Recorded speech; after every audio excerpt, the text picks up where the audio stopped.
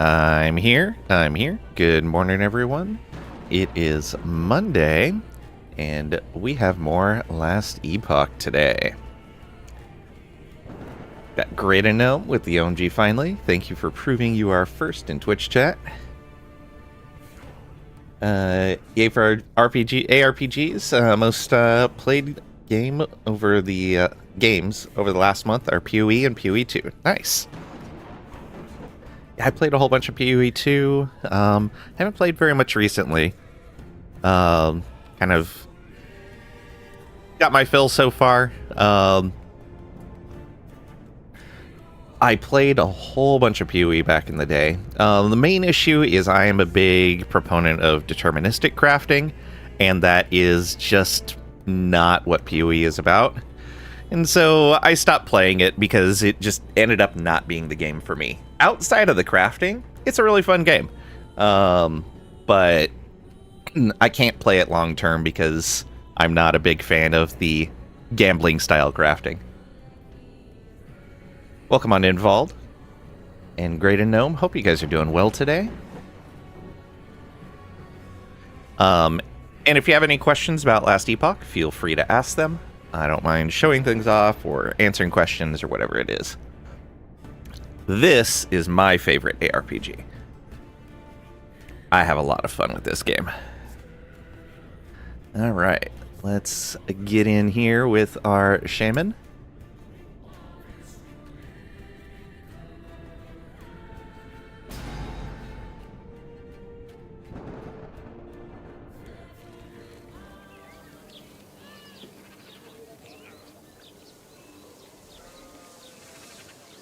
Okay, what were we doing?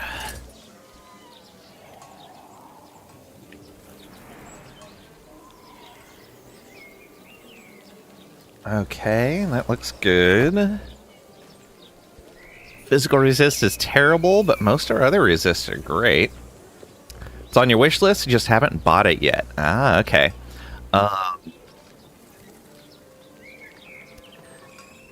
With the new season coming up, I'm guessing it's going to go on sale again.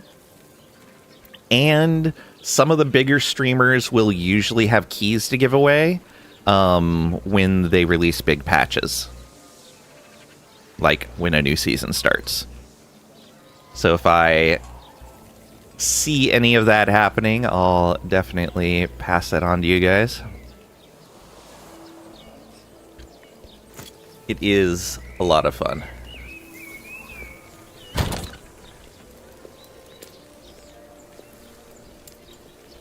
Right. Where we're looking for more of the Maelstrom idols. More of this idol specifically would be amazing, especially better rolled. More shared spell damage would be great. Okay, where do we have to go? We already did all that. Oh, right, we have to go back out here and watch a god die.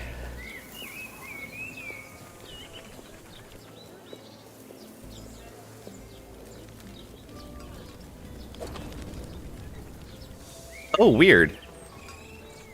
So we have Carcinization on, which replaces our evade with summon crab. However, in town, since you can't use skills, you keep the evade. I didn't realize that. Neat.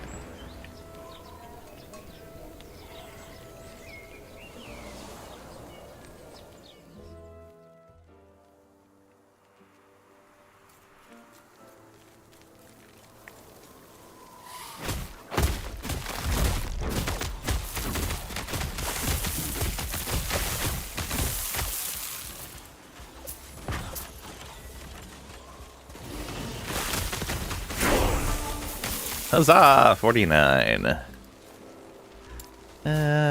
We were going down Shaman stuff. Oh, right. We can start doing this. Yeah, Earth and Supremacy now. I love the new shrines. This is one of the new ones as well. Vald, have you seen this? The new shrines? They added a whole bunch of shrines that do extra stuff now. Most of them are some sort of class skill that just goes off automatically as you're traveling for the duration of the shrine. Like, you can get Warpath. You can get Spin to Win just going as you're walking around, no matter what class you are, by hitting a particular shrine.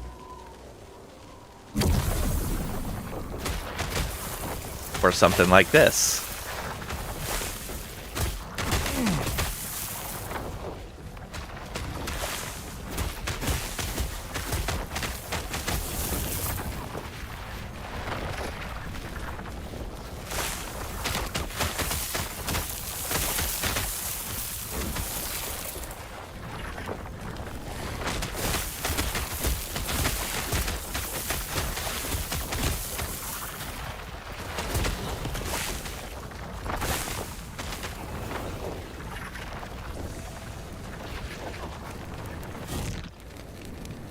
Not sure what you're gonna do though, because tank builds aren't allowed in ARPGs.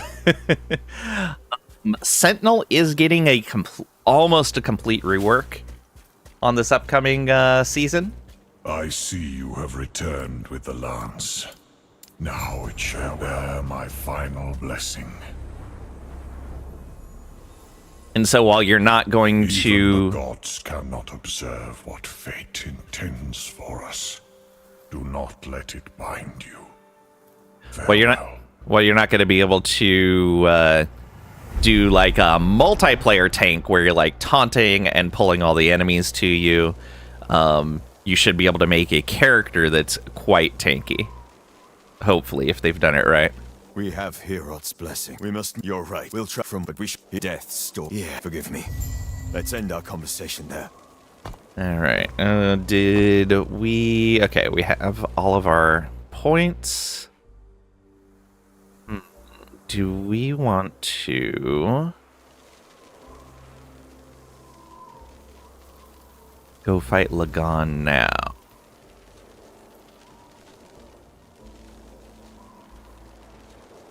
Or do we want to go straight to monoliths?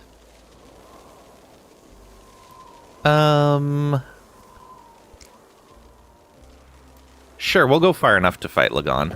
Why not? In the storyline.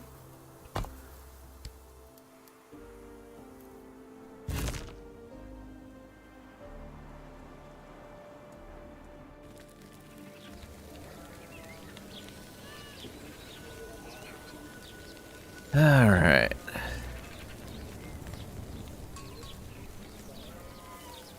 We didn't pick anything up. Yeah.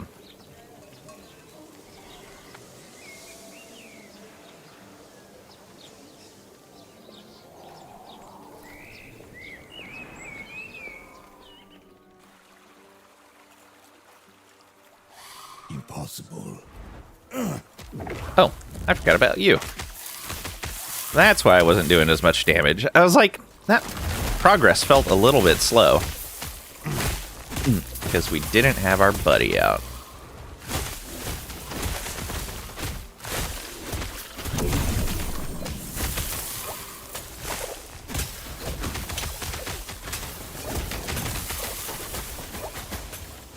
Nope. Let's grab those crafting shards. Those are important.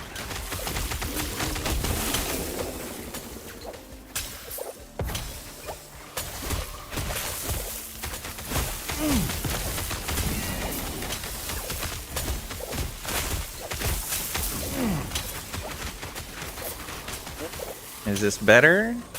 It's got Maelstrom on it. Oh, this is not bad. Okay. Increased XP on kill. Let's go.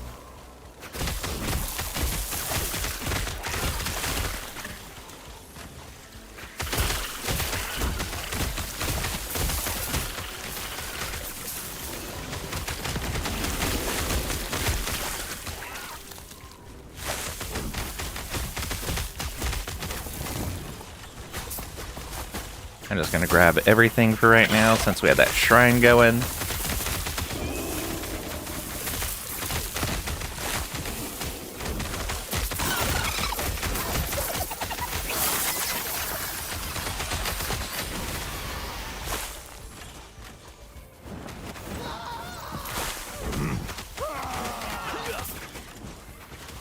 Aw. Ran out of mobs. We'll zone and then take a look at these items.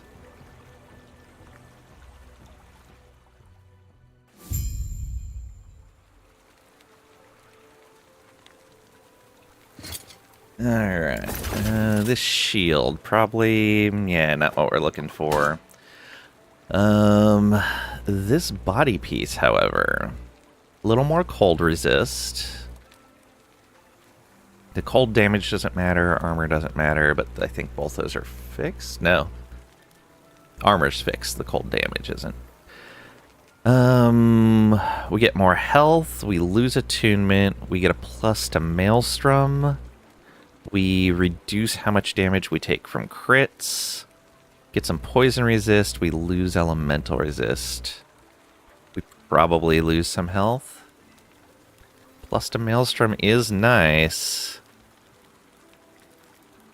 Let me see what this actually does. 827 health.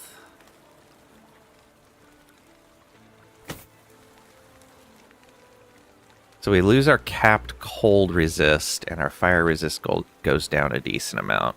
And this has so much resistance on it.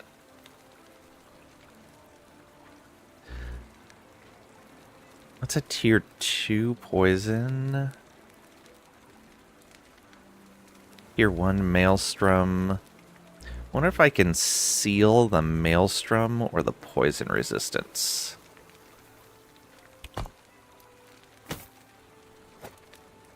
Oh, I had a belt in here. Why?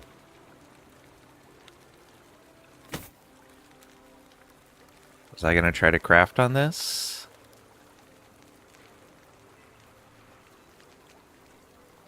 I mean, yes, but it would have to be something with a bunch of void resistance on it, because almost all of our void resist is on this belt. That is a lot of... And that is a nice belt, though. Oh, right. I was waiting to get a hold of Cleanse when potion, and we don't have that yet. So let's just put this here to remember to craft on it later. This... Okay, I don't have any level of Maelstrom stuff. I could try to seal the armor. I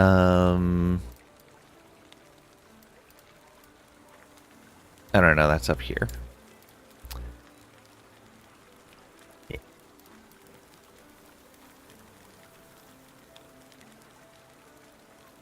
Oh, right, and that keeps like a max roll or something.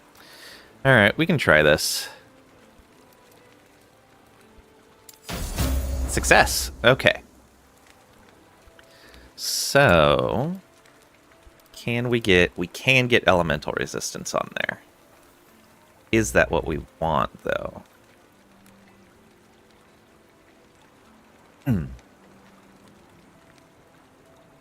Oh, but elemental and physical resistance are something we're picking up from our tree. How far away is that?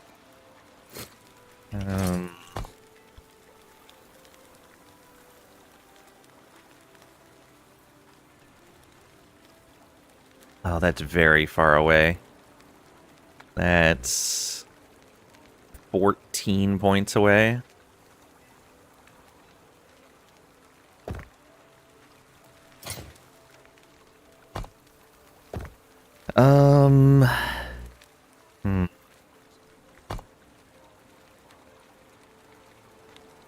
Maybe we wait to craft on this.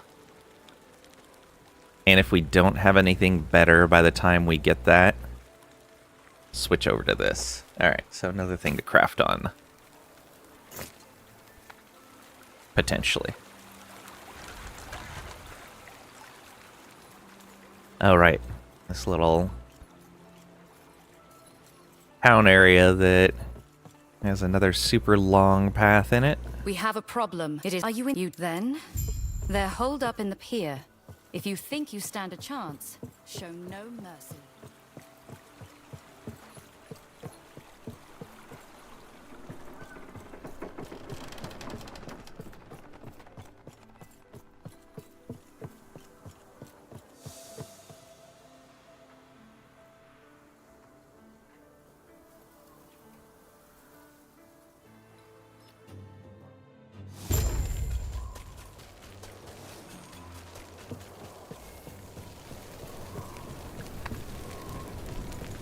Nice, so we got Maelstrom right off the bat there.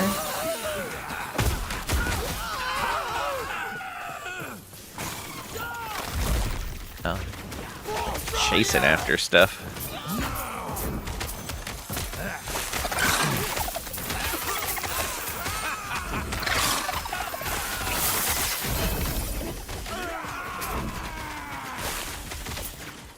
Glyph of Despair. Alright, what do we got? Minion damage. We're not going to get better than that Exalted Affix. Yeah. It's going to be difficult to replace these bracers as well. I should probably craft on them, though. Okay, check back here. Make sure nothing special dropped. Doesn't look like it. Spend this point. Okay. Someone just came up and died, apparently. Where do we want to go with this?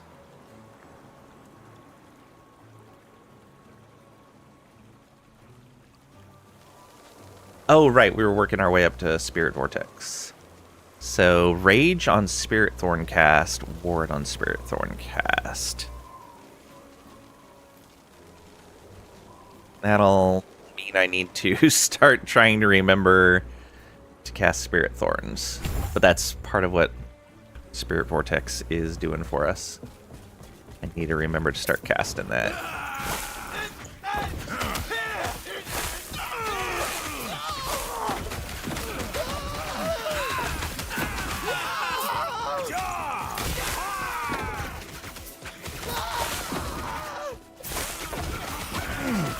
Get out of that.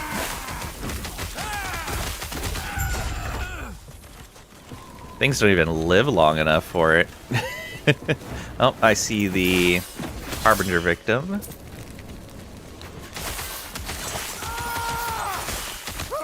And of course that dead ends. Did I have to go up here?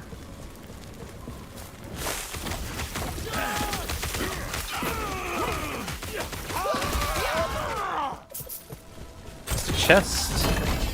Oh, Rune of Ascendance. Alright, gotta find a nice pair of boots to put that on. Hey, there's some boots. I love how the Rune of Ascendance works in this game. So the way this works is you can take anything that goes in that same item slot except weapons. Weapons, it needs to be the same general type, so like scepter for scepter, two-handed axe for two-handed axe. And a Rune of Ascendance will turn that item into a unique of that item type. It doesn't matter what level the original item is, what quality, anything. It can turn into any unique that can be dropped by a normal enemy. So it can't drop boss uniques or anything like that. It's quite done. Quite well done. Alright. So we're trying to get Path of Atera. Those are the boots we're looking for. That's not them, but that is another Advent of the Erase with 20 Weaver's Will this time. Ooh, 2% more movement speed as well. Another 1% chance to gain haste.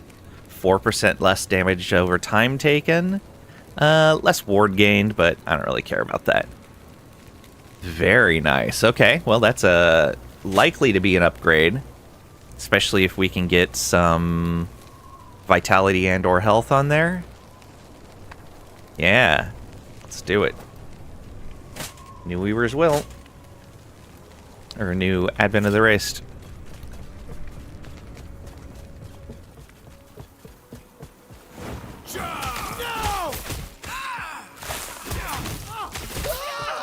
And the way the Weaver's Will items work is they have a randomly rolled amount of Weaver's Will on them. I believe it can go up to 24? I think that's right. Maybe 28? I think it's 28. And so we've got 20 Weaver's Will. As you earn XP while wearing the item, Weaver's Will be expended sometimes.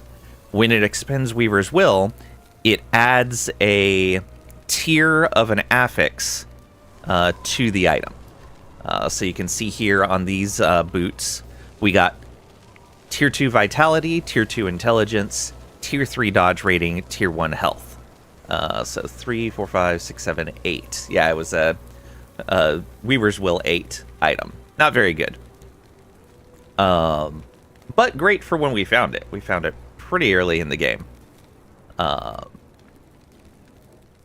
These with 20 Weaver's Will are going to roll even higher tiers total. And they can roll into exalted tiers. So they can roll up to tier 6 and tier 7. And they can roll any affix that can normally go on that item type.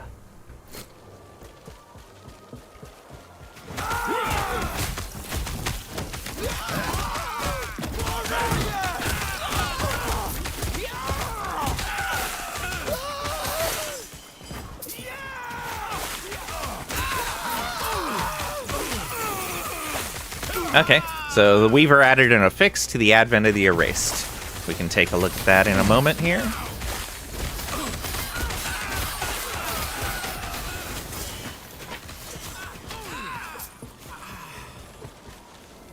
Alright, so if we come in here, we can see it added physical resistance. Not great for us, but it's okay. Actually, we're a ways off from the phys resistance node, so that's not too bad.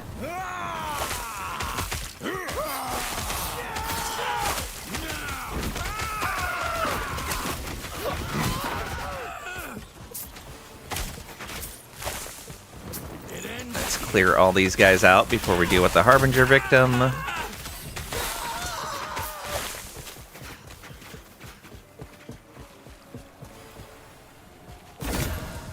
Alright, he's got a Titan Heart in there.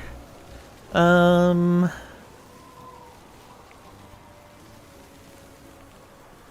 belt that we don't care about. A two-handed spear we don't care about. Oh, and a Riverbend Grasp.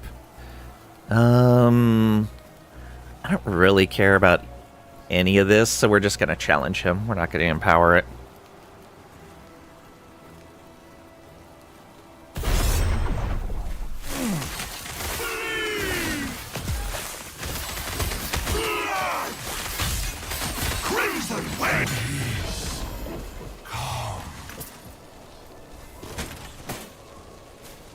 Yeah, I don't even care about the belt.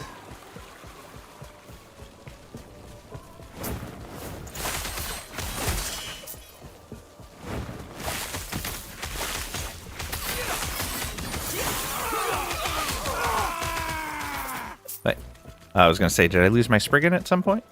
And so the Weaver just added again to these boots, and you can see it's now tier 2 phys resistance. It will, once it has an affix on there, it will have a chance to either increase the tier or roll into a fix. Hey, Serial, welcome on in. Hope you're doing well today. I've been finding I've barely been using the totems because the vines and the Spriggan have just been strong enough for the most part, which is crazy. I really feel like this build is stronger than it used to be.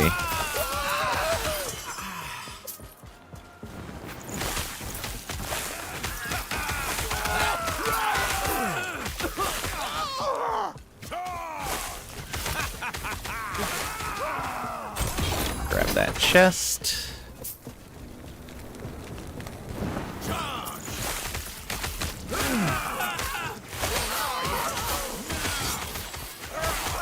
Just give up totems entirely and just go all vines.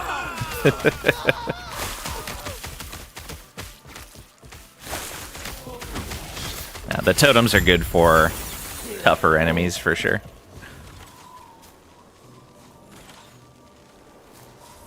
Alright, what do we get that time? More fizz resist. Alright, tier 3 now. It hurt me that I didn't need fizz resist, and it's like, oh, you don't need fizz resist, do you? Let's go back to Deep Town, or Deep Harbor.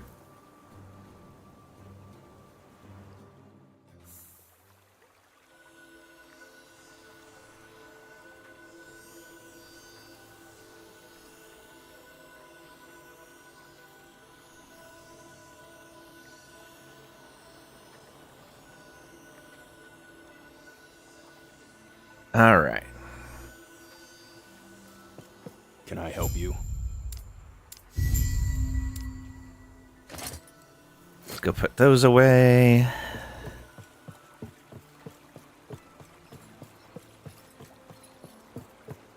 And it feels so good not needing to go and try to buy every single rune of Hello. shattering that the vendor has. Feels so nice.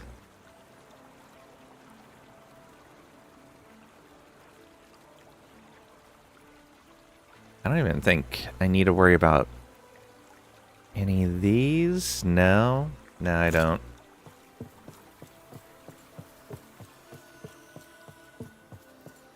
Don't lose your way. Do the lake.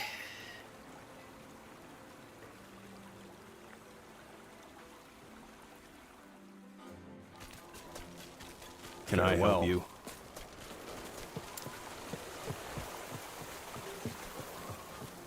Alright, I believe, yeah, there's a...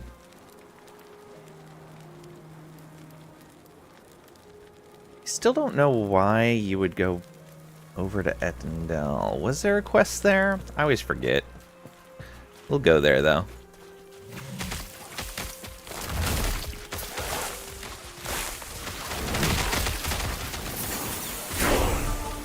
Hey, there's our last specialization slot.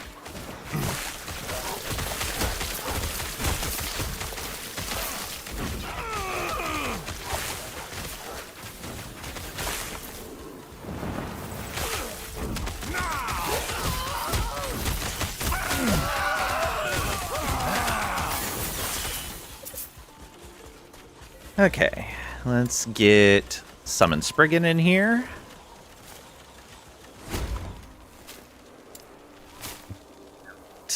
Oh, what direction do we want to go with you? We were going to go Healing Aura, right? Yeah.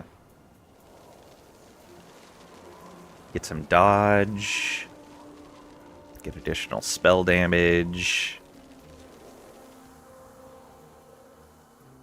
Yeah, base crit. Crit avoidance.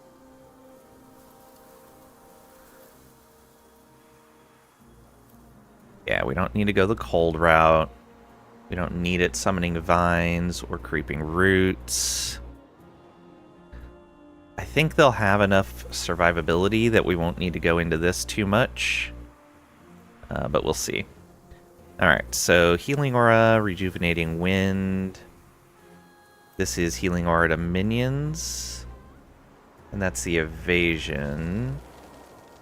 Additional dodge rating per point of attunement. We are stacking a lot of attunement, but that's still even then it's not going to be a lot of dodge rating. But it is only 1 point. And if we put the Healing Aura healing more to minions, then it means that we don't need to worry about specking health nodes on our totems. Most likely. Is this one here?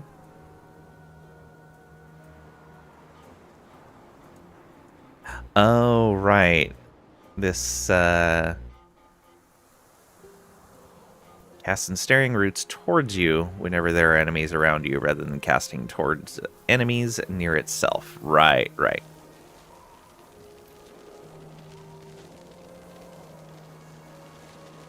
If we go the ensnaring roots route, I think we'd keep it on the Spriggan.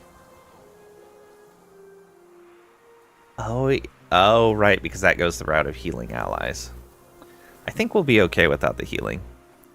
Let's come over here to Aura of Life. And then down here to spell damage.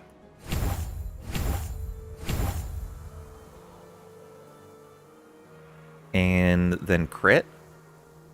Yeah, and crit avoid. There we go.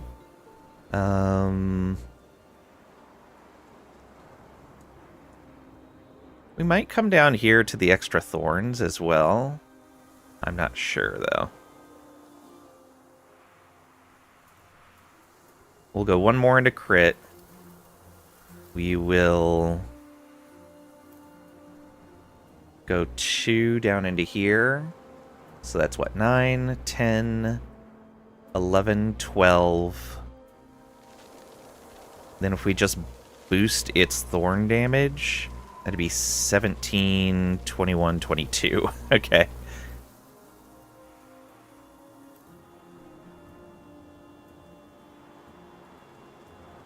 Alright, so maybe we'll do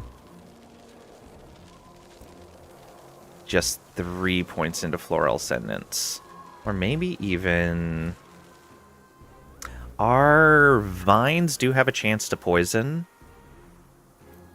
So Vile Bramble could be useful. Yeah.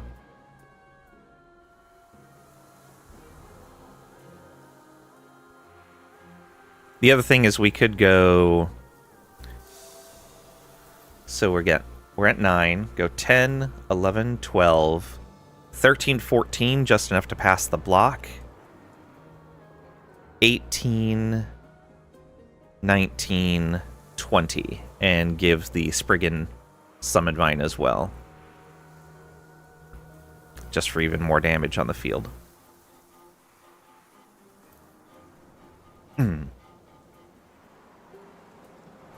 Or bypass these 2 nodes. In addition to that, go 1, 2, so that they have Creeping Roots, Briar, and their Thorn Barrage. But I'm pretty sure we don't want to do that. 20-second cooldown. No cooldown at all. Yeah. You don't want them to have 2 no cooldown skills. Well, they might be smart about the vines. But if you're going to pump a bunch of damage into Thorn Barrage, you might as well keep at it. So I don't want to focus Thorn Barrage and Vines and Briar Summon.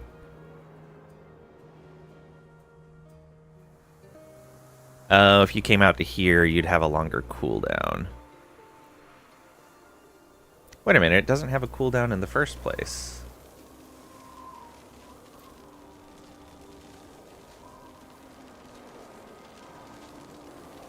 Oh, it's not showing a cooldown because of the way the skill shows. That's unfortunate. Well, no, it should be showing a cooldown. Okay.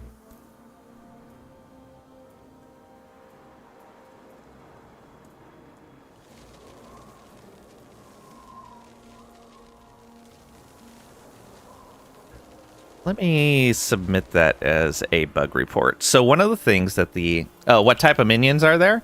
There are a ton. We can show those off. Let me finish my thought real quick.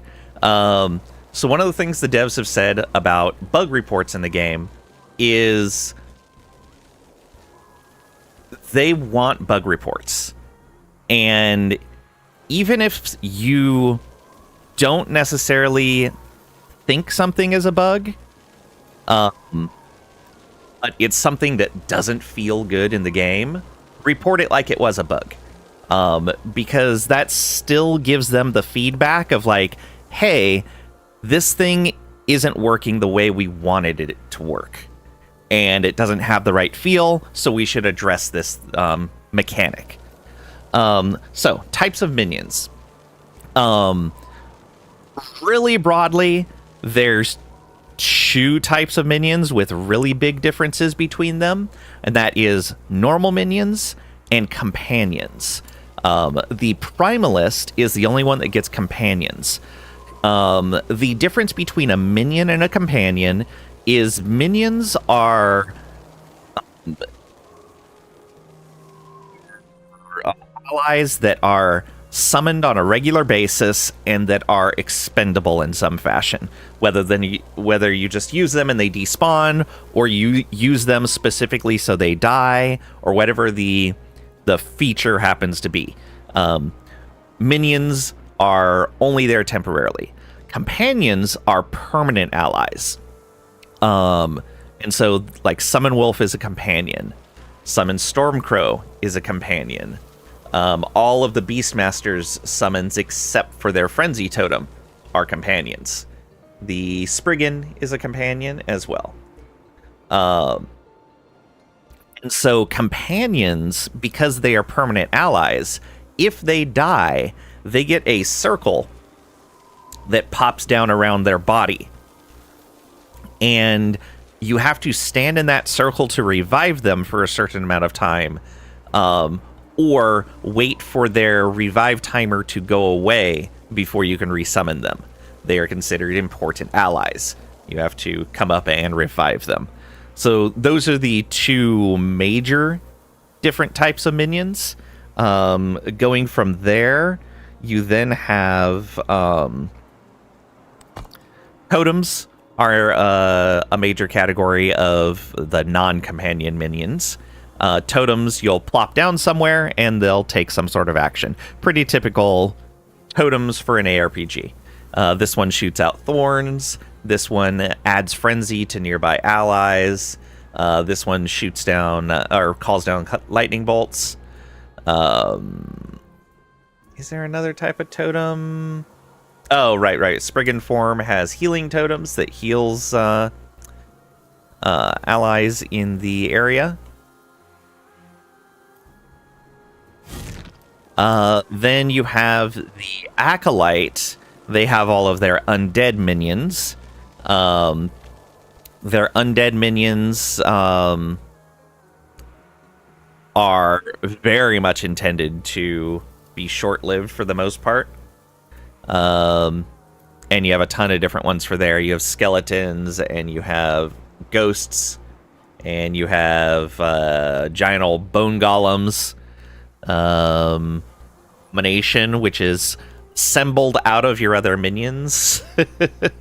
I'm a big fan of the bone golem. It's one of my favorites when I go and play Necromancer.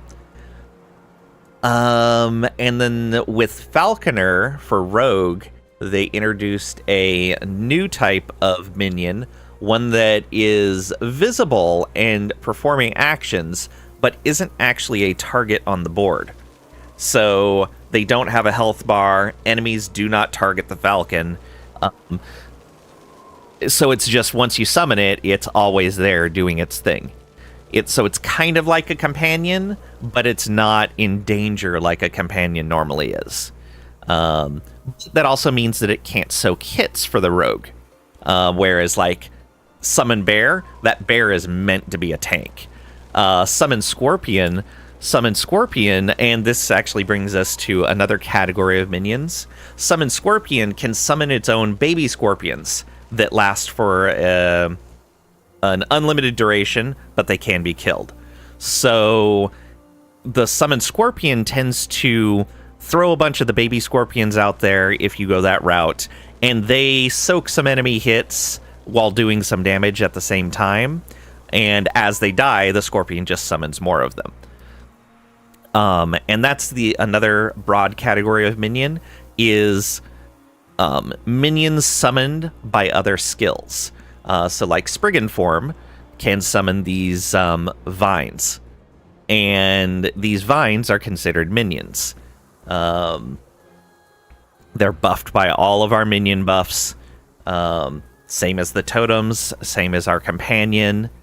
And there's quite a few skills that will place an ally on the board that's basically a minion.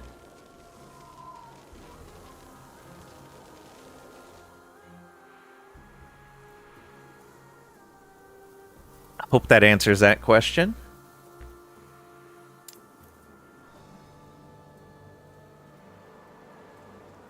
All right. Start getting towards that Maelstrom cast.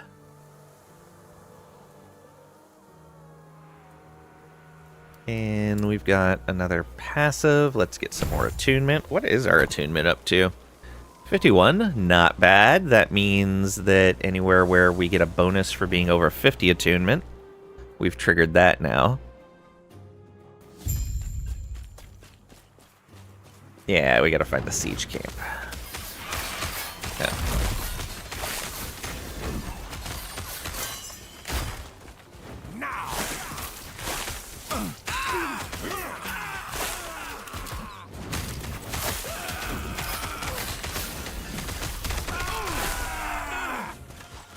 Oh, there's a chest down here.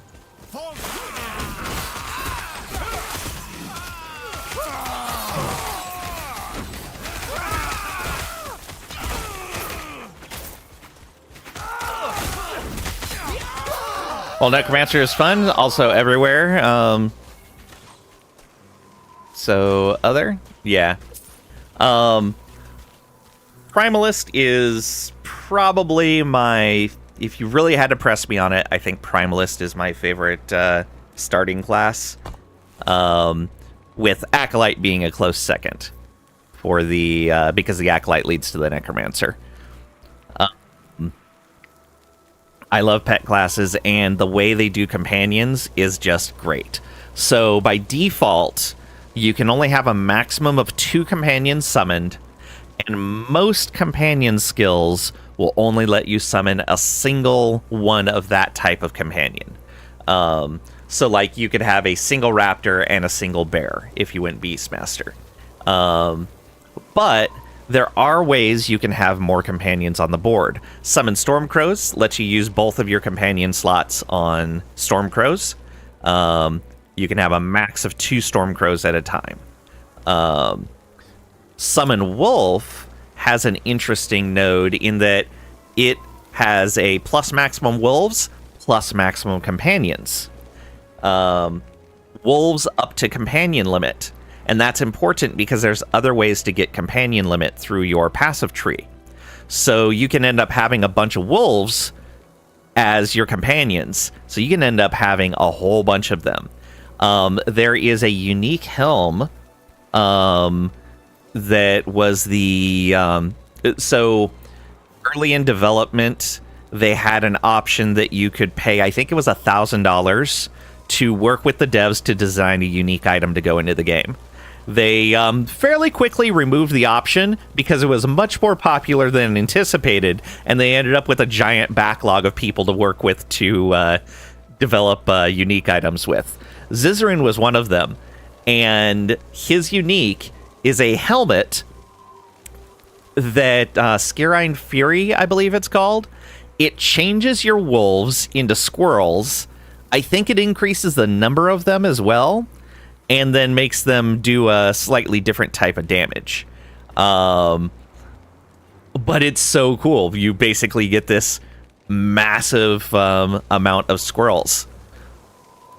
And because he's a big PoE fan, the helmet has an incredibly large range for all the stats on it.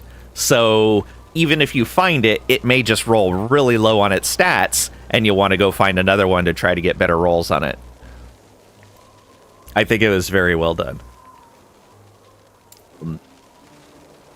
But yeah, you have a lot of different options with the companions. I really like that. Beastmaster is a lot of fun. You get in there with your companions and beat some face. Yeah. Minions are my favorites.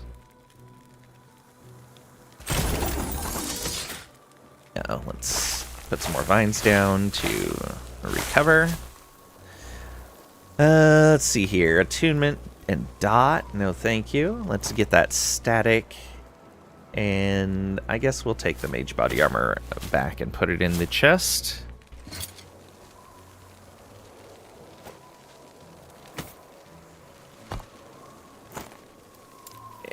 We will shatter that. We did not get the shard we wanted.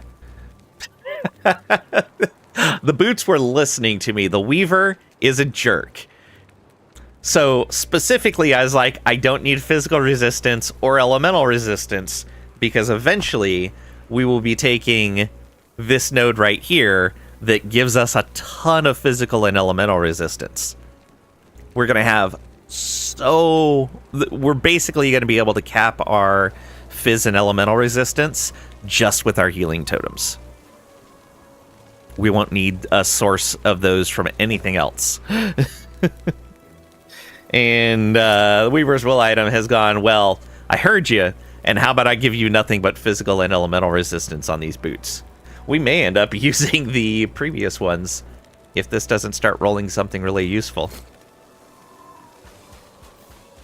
Alright. Nice detour there.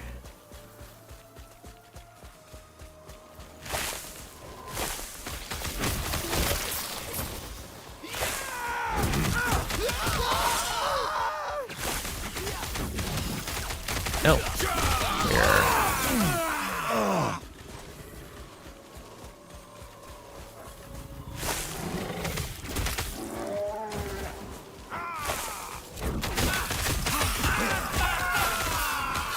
Oh, right. Carcinization. Get out of here, crab.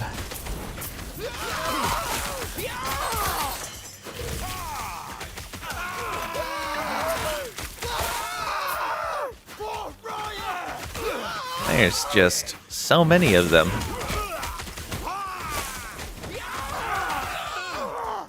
Nice little chest there. And another one here. Hey, another claw. So here's a example of a unique that works. So here's a unique that does something similar to the node on the wolf tree. You can summon wolves up to your maximum number of companions. So if you want to take your amulet slot for this, you can save a point of pathing to that node on the wolf tree. Plus, you get some health and melee damage, melee physical damage for your minions, which is great, having some base damage. And you get some cast speed as well. So it's good if you're going caster with wolves.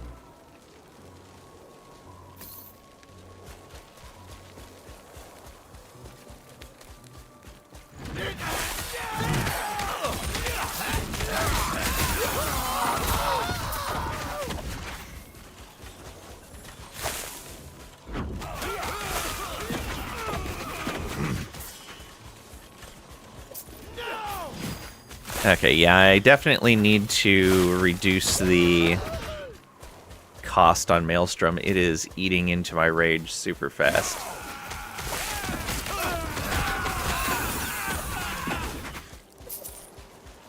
We don't even have that much of it generating yet.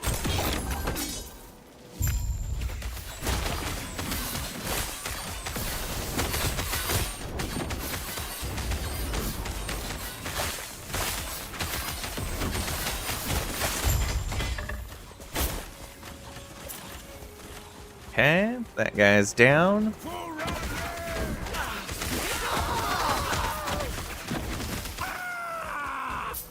Yeah!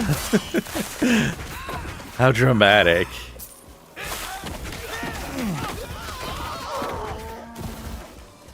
Oh, we have a summon Spriggan point to put in. So yeah, one more into crit. We have 72% crit avoidance when we're near our Spriggan.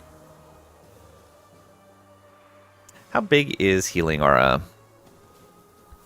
That's showing Rejuvenating Wind. I want to know Healing Aura.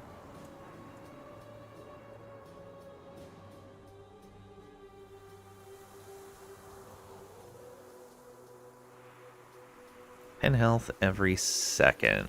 Yeah, I can't tell what the range is on that. It's a little unfortunate. Actually, let's put in a bit of feedback on that.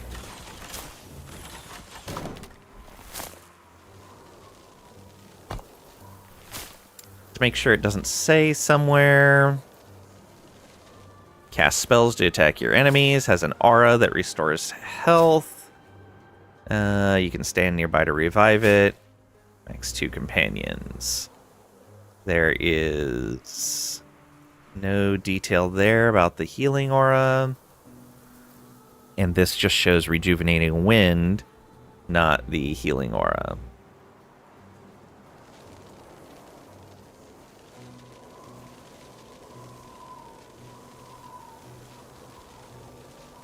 Alright. So this is for the Summon Spriggan skill.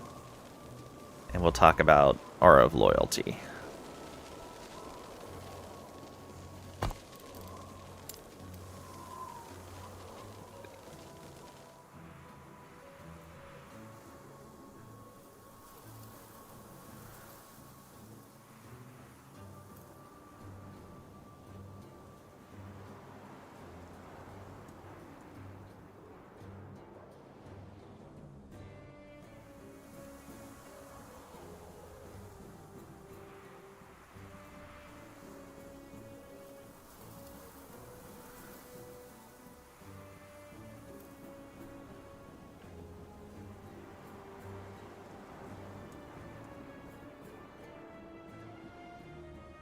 Okay, Summon Spriggan's skill does not show the range of the Spriggan companion's healing aura, nor is there a visual indicator around the companion. Okay,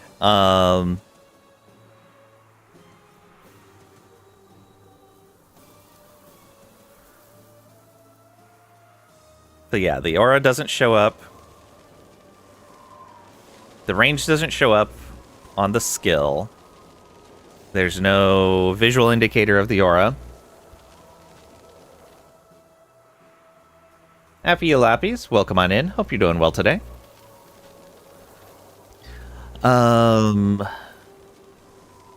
Okay, and there's an ad starting soon. When the ad starts, I'm gonna go grab some coffee, and then we'll keep going with this.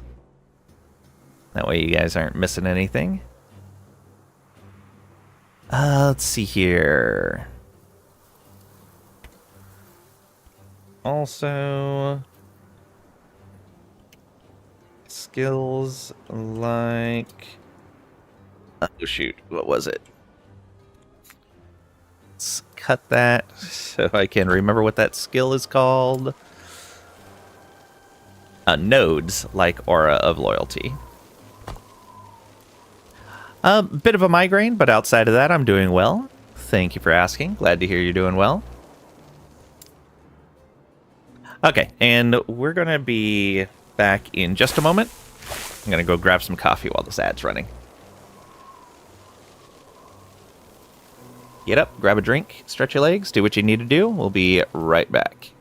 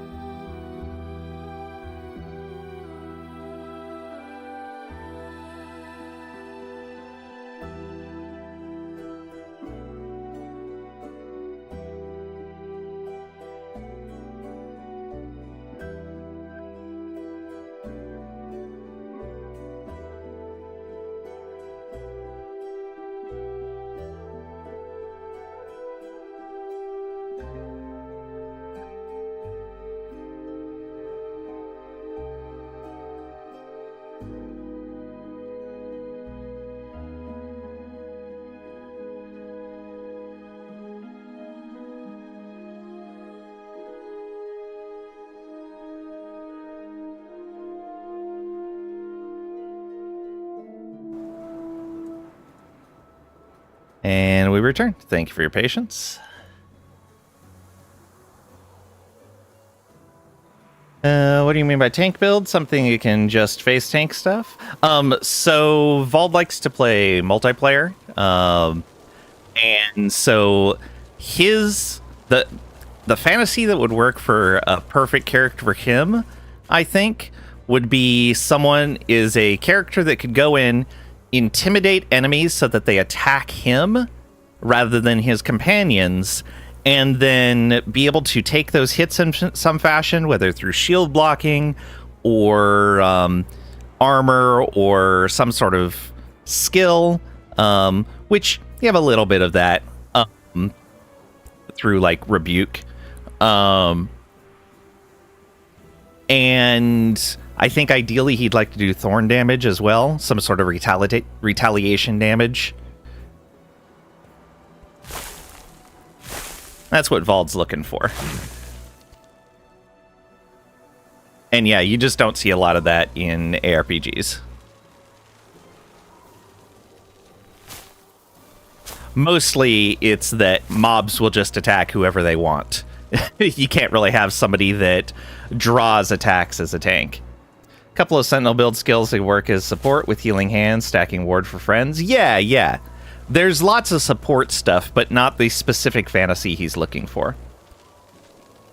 Hey, Mra, welcome on in. Hope you're doing well today. That's some fast agriculture. Your guy is wasted on adventuring. I know. Unfortunately, these are poison vines, and so you wouldn't want to be eating these things. But yeah, I mean, we've built an entire creature out of plants. We are made of plants. Look at that guy. Look at our friend. Yeah.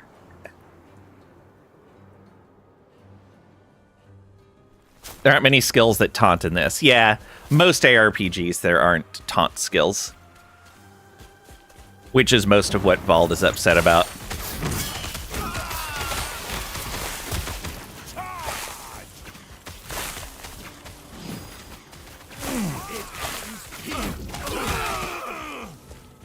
Apparently it ends here. I guess they were right for themselves.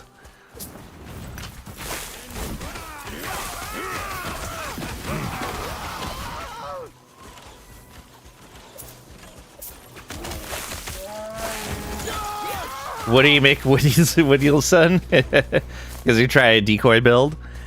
Yeah, again, that doesn't fit his fantasy. He wants his character doing it. Yeah. He understands that it doesn't really exist for him. But he also likes to complain. That Vald guy. What a complainer. I bet he's working right now and isn't even here.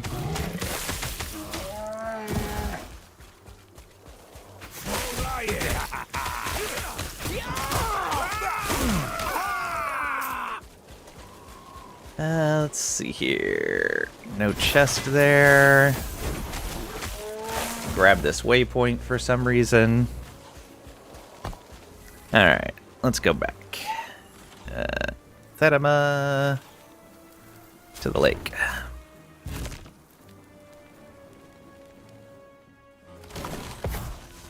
I did grab that. Yeah, okay. Do I need to turn that in anywhere? No, I don't think I do. And we go this way, I believe. Or is this back to the beginning? No, this is the right way.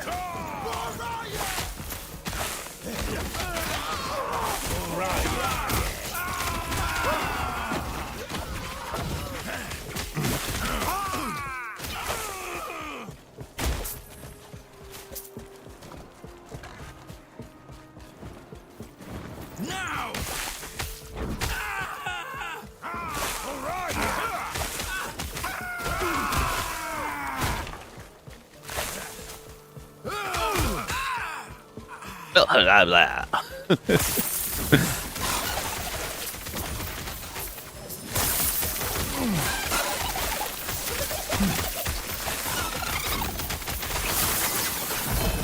There we are.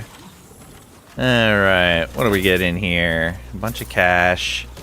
We got an amulet that's probably not going to do anything for us. In fact, we should probably stop looking at amulets for a while. The Tears of the Forest are going to be what we're using for quite a long time.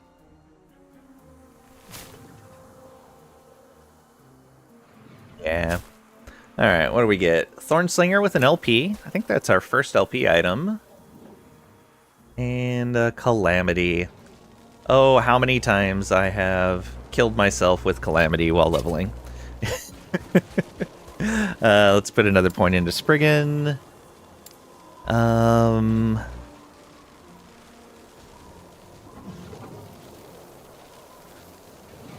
So do we want these? So that would give me 200 evasion or 200 dodge.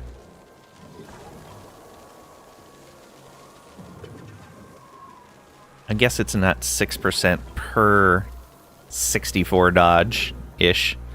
I'm almost certain dodge gets diminishing returns like armor does. So we'd probably only be looking at, like, maybe a 15% dodge. Maybe.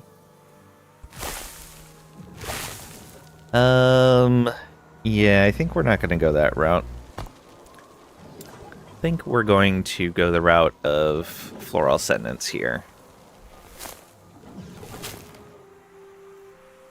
Do we want to grab Creeping Roots, though, since it's on a long cooldown? Rooted enemies are nice. Although we like to keep moving. And if we root them, they're going to be far away when they drop loot. Guess you could run Rive with the Draw-In node, along with Shield Bash for stun and debuffing enemies. Yeah. And then Rebuke as well, to draw in and then retaliate.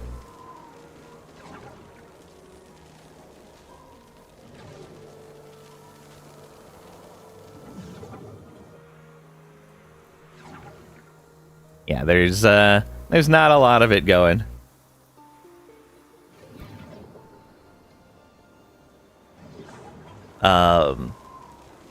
He tried with Werebear with the helm that taunts enemies. The range on it is so small that, like, if he was here on the screen in the center and one of us was over here fighting something, the thing we were fighting was nowhere near the range of his taunt. His taunt was like just this. It was barely anything. The range of that taunt is super short. Yeah, we're gonna skip the Creeping Roots and just go all in on this. I think the Healing Aura is doing fine as it is.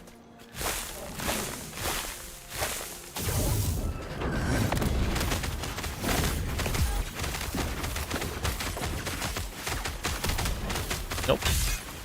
Went the other direction than I expected.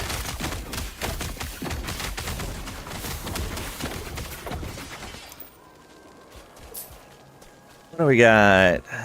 Dodge rating, it's only a tier 2. Yeah, I don't care. Problem with Rebuke is that it doesn't really do taunt, nor forces enemies to attack you in any way. Yeah.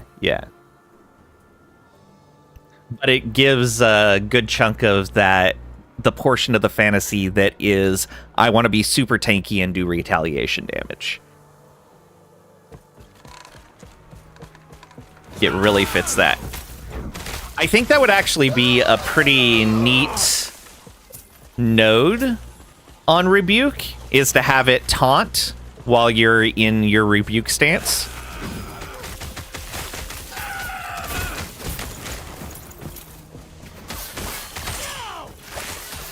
I think that would be fair, because Rebuke has a reasonable cooldown on it. Make it a pretty good range for the taunt.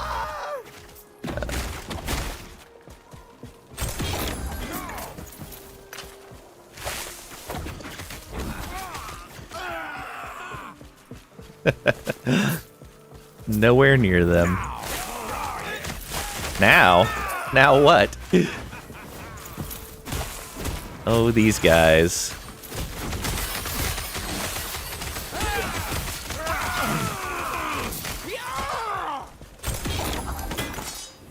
Yeah, couple more shards. Probably not taking that or this. Yeah. Hope for the Sentinel revamp to bring something along those lines. Yeah, I really doubt it will. It's not really fitting with what's coming along. But yeah, I'm really looking forward to that Sentinel revamp. I like the idea of Sentinel. They don't feel tanky enough.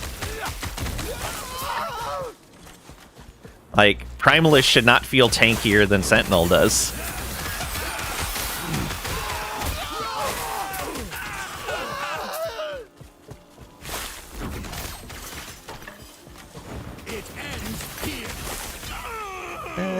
Block chance, poison resist. Oh, what do we got here? Another Tears of the Forest. Not quite as good.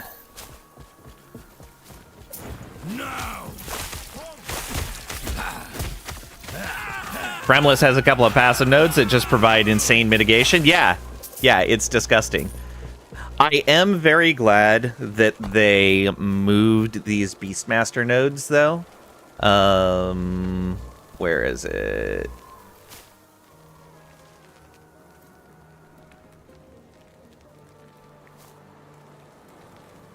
Oh, where was that node? Where's the one I'm thinking of?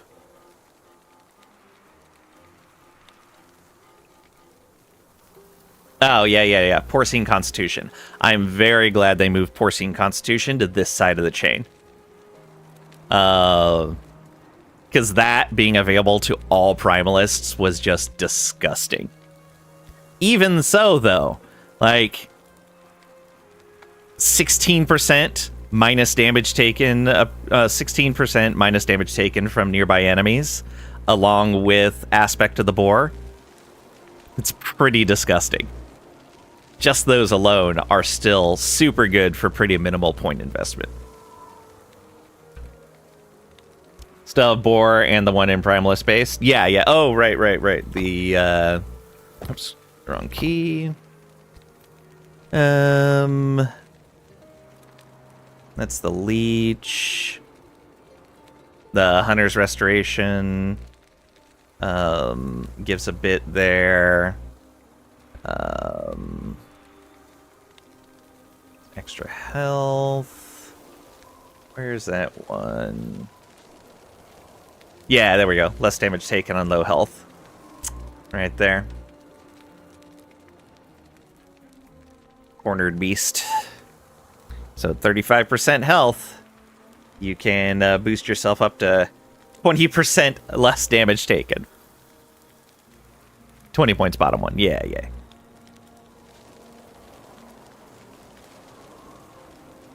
Let's go get that Harbinger victim.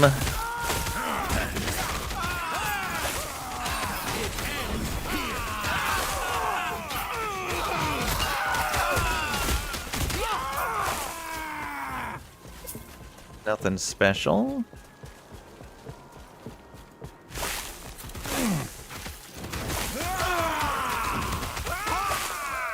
Yeah.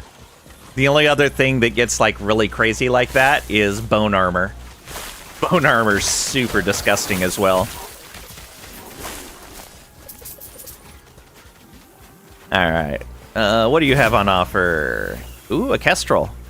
We could get a Kestrel capped out with some bonuses. I don't really need any of this other stuff. Yeah, this other stuff's garbage, but it'd be nice to have a buffed up Kestrel.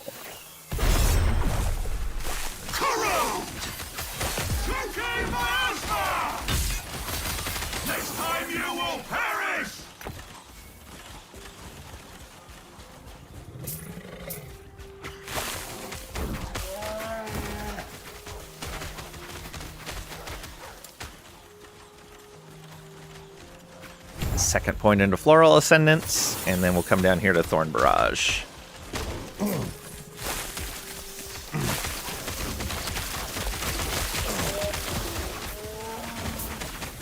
Alright, let's go back to actually heading west, like our quest says.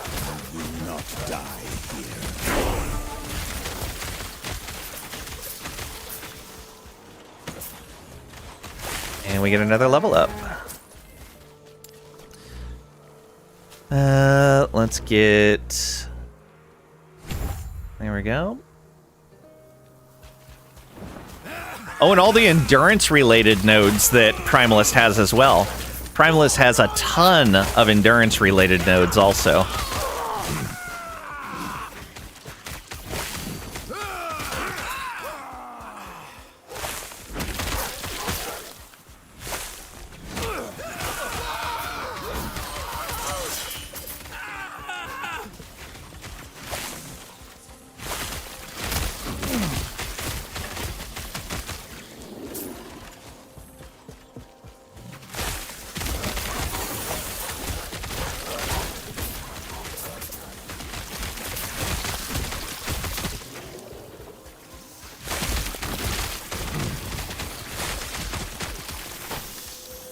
What do we got here? Melee damage, block effect, eh.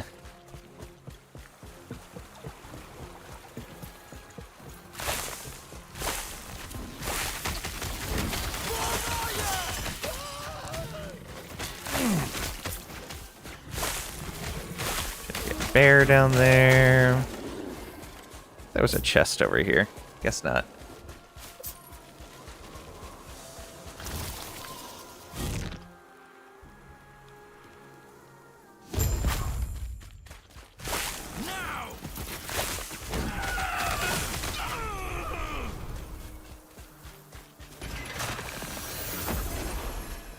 Liath's Road. Alright, so we'll have to come back and do the tower in a moment.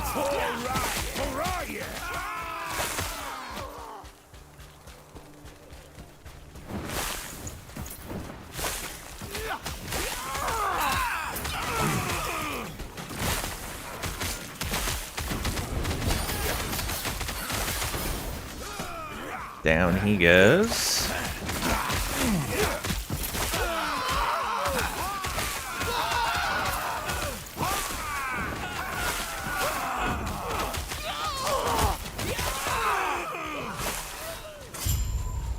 There we go.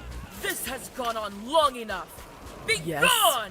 It has gone on long I enough. see you helped clear out the rabble down here. I thank you for your effort.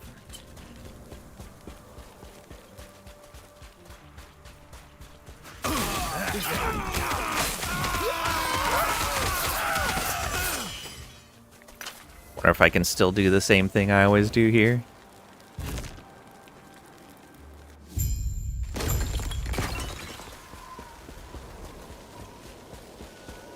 What is it? Shrine of Thorns.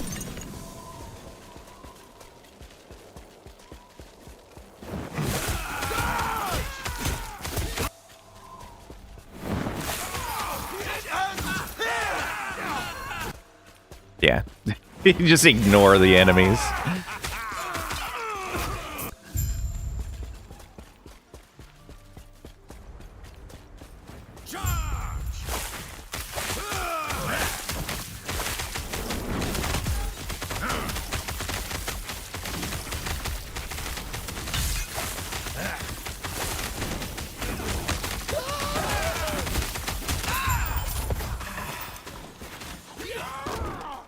Alright, no thanks on the ring. CSA and elemental resist, but no.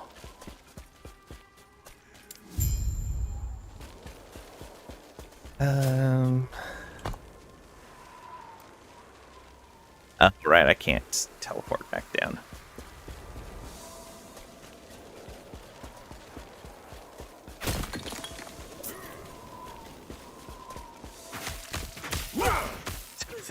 Like a couple of guys left alive there.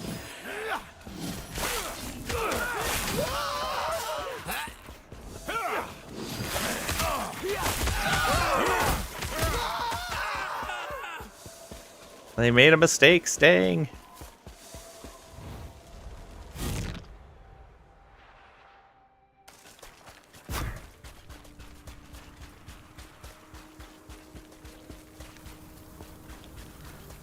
Alright, back up to here. There's a chest up here.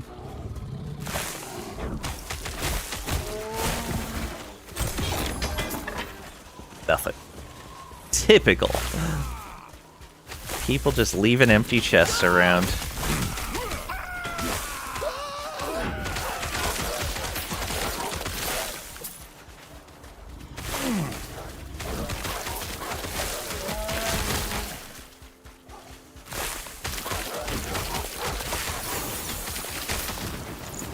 Okay, Summon Spriggan has a point again.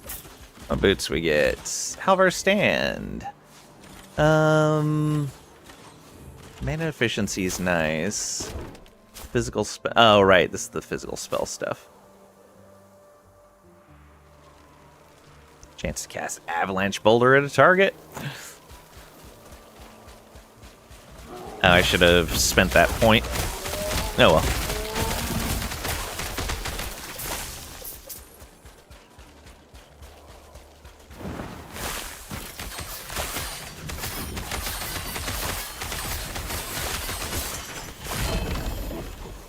Another Tears of the Forest.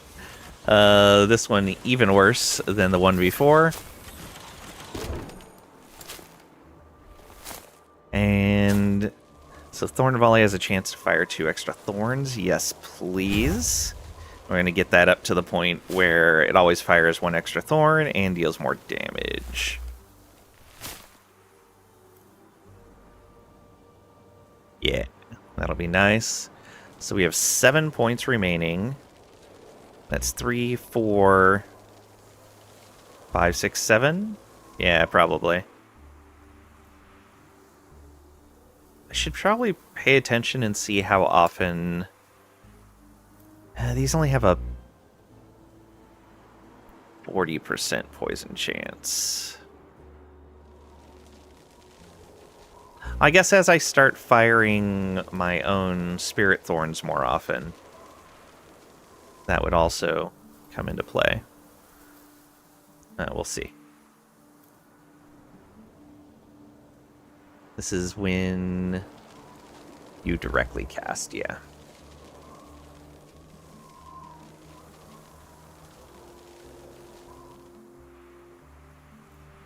We don't need the increased healing. Restores rage instead of healing. Yeah, we don't want that.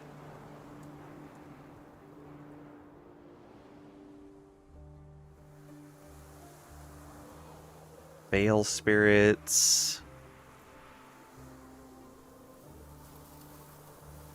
Oh, right. Automatically shoot enemies with spirit thorns from the veil spirits.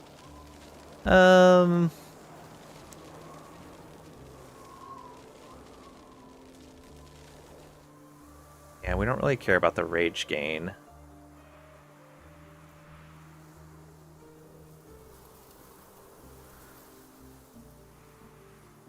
The Divine attack and cast speed is nice. Though it doesn't really affect our rage anymore. We don't have Garden of Rage since we have the amulet. Dep Snail, welcome on in. Hope you're doing well today. Hello, by the way, maybe for a tank you can use Warcry. There's nodes that set its cooldown to 5 seconds. A node that taunts affected enemies for 6 seconds. Yeah, you can also have Warcry draw in, which helps a lot. And I believe there's some stuff where you can reset Warcry's cooldown under certain conditions. I don't remember what it is. Maybe it's when you crit or something like that. I don't recall. But yeah, again, I think the main issue is that when you're playing a multiplayer in an ARPG, the players are spread out probably about half a screen apart at any particular time from each other. And that can end up leading to a thing where unless the taunt has huge range, the character taunting isn't going to hit anywhere near the enemies that are actually a threat.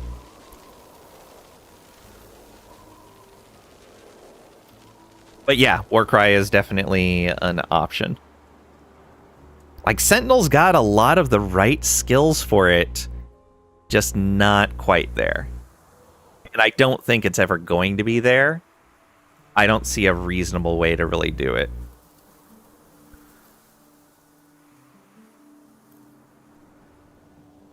But there's a lot of really close options.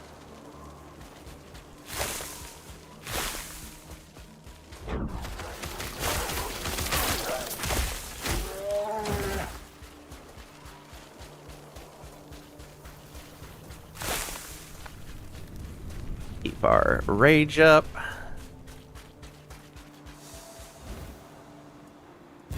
Maybe they could add to pull other players also. That would be funny.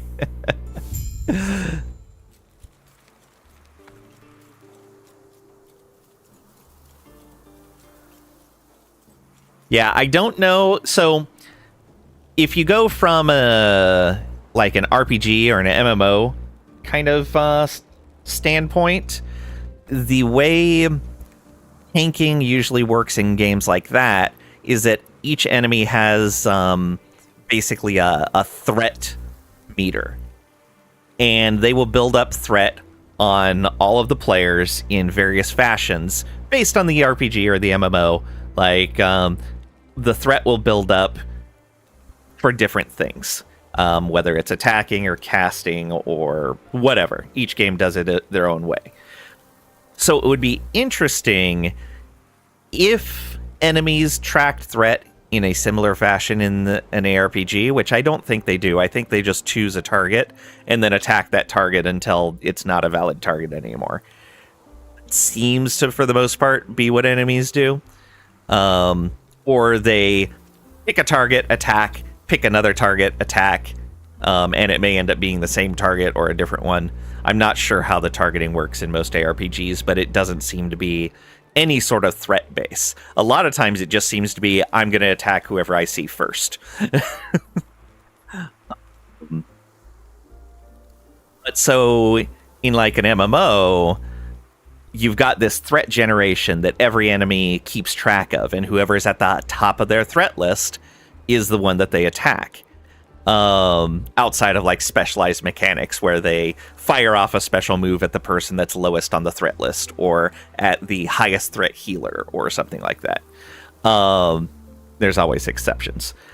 But so tanks in MMOs and RPGs will, one, usually tend to generate more threat, and then often have abilities where they can either take some of the threat that another player has generated and move it to themselves, or reduce the current threat level of one or more allies.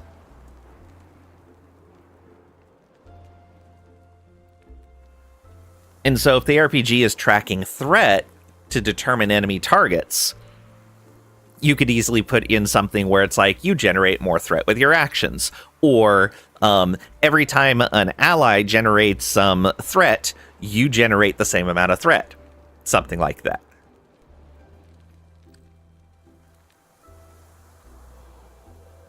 But then at that point, they'd probably want to put things into... And that is then just like a whole system that's only effective for multiplayer. I guess it would kind of affect minions as well. But it's a lot of work for... I'm pretty sure that it is the minority of players that play multiplayer in ARPGs. I think Necro Golem gets a little more aggro. Maybe they have something like that. Yeah. My main for a while was super beefy single bone golem. And oh man, that thing is so amazing. Just spam rip blood at it to keep myself healed and to buff the golem. It's so good. But yeah, that thing generates a ton of threat. So threat generation, there's some sort of threat generation or taunting in the game already. I'm just not sure exactly how it works. I've never really looked into it too much. I'm glad you are safe. I see. Did she? That would not be wise. Liath's been known to be tense. Though But I see her. I have a feeling that Vald wouldn't be happy with any implementation unless it was very close to a MMO tank. May I help you? Farewell.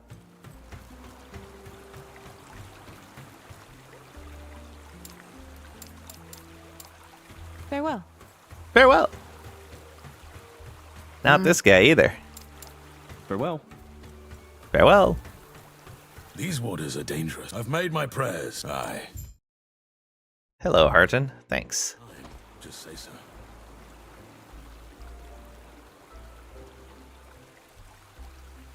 I didn't know that. Dungeon keys can be offered as rewards in Tier 4 arena runs.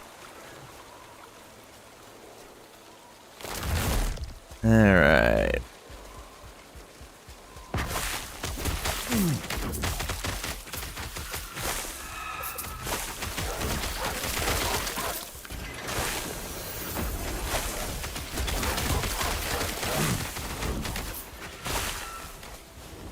Which way we're gonna go first? Let's go this way first.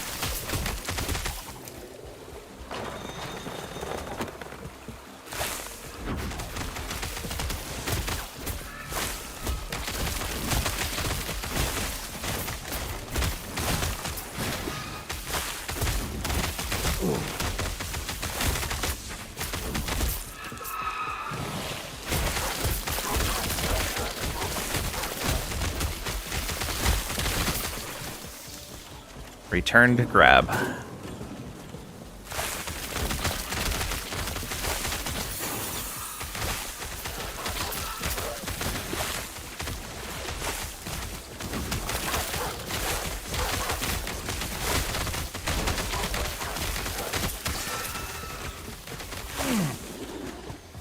Alright.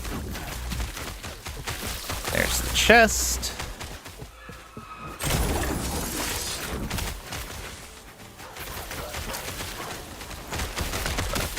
The personal item.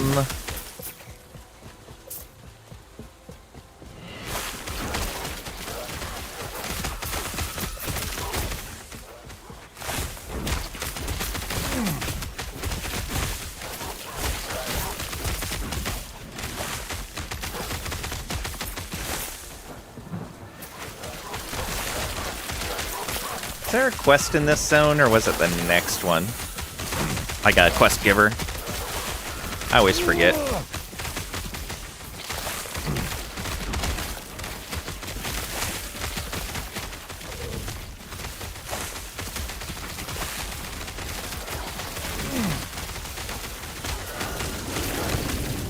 lot of enemies.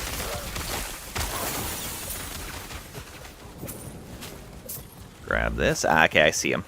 I was like, I'm pretty sure there's a quest giver here.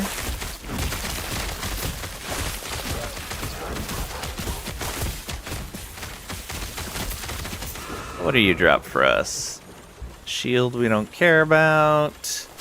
Boots we don't care about.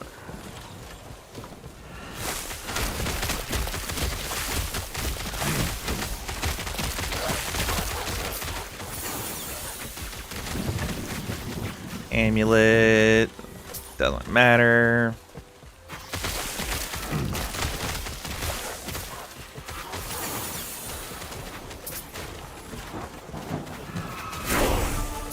Huzzah, 52. Stop right over by you. And get another point in the Thorn Barrage. 14% chance for 2 extra thorns now. And another point into Earth and Supremacy. More attunement. Go, go, go. For now, we don't need the increased totem damage. We don't need our own Attack and cast speed boosted. We don't care about cold stuff. Shared increased physical damage would be nice. The dodge is okay. But yeah, we don't need to go down the cold route. I would like to start getting some Stormbringer stuff eventually, but that can wait until we get the thing to summon our Storm Totem. Yeah, that should be fine. Hello. Okay. Find the stranded crew.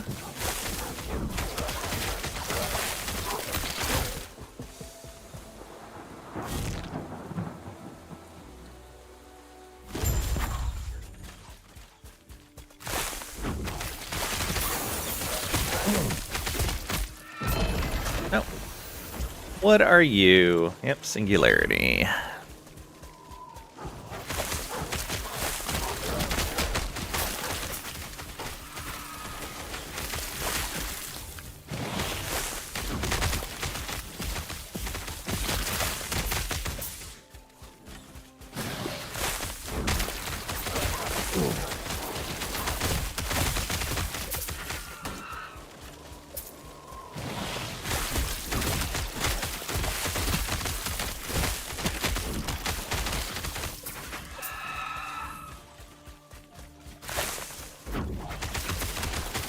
Definitely finding the crew.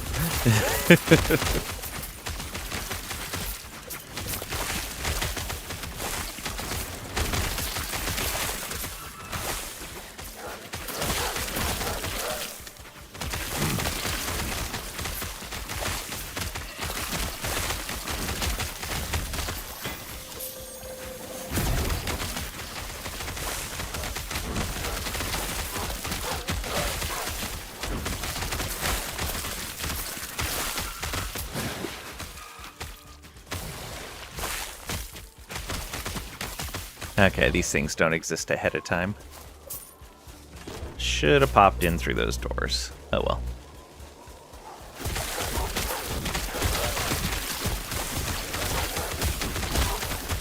No biggie. Nope, don't care about that.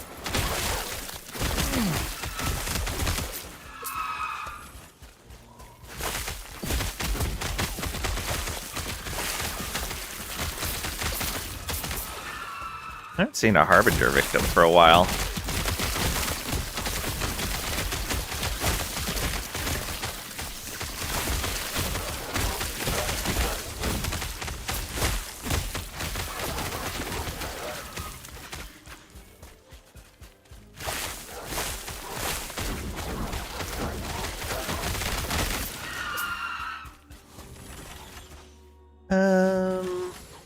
Nope, don't care.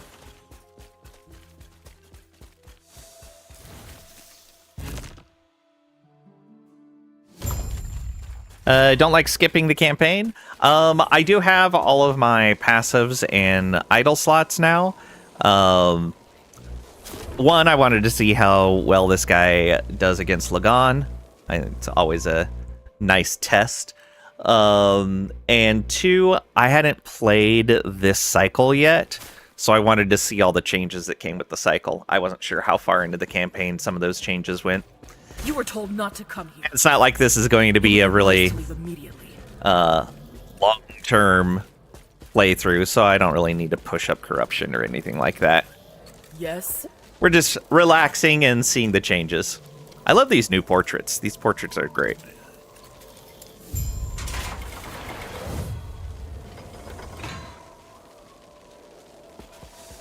Oh, you don't have to go pick up the moon things anymore. Excellent. That is such a great bit of quality of life. Oh, that's amazing. I love it. All right. Let's do this. No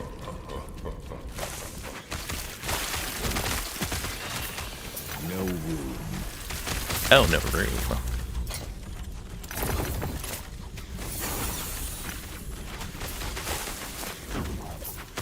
But yeah, normally if I had a build doing this well already, I would definitely be in monoliths.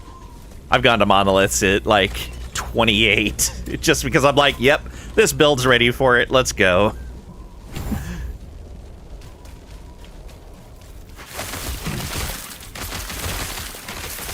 Sometimes you have something that just clicks.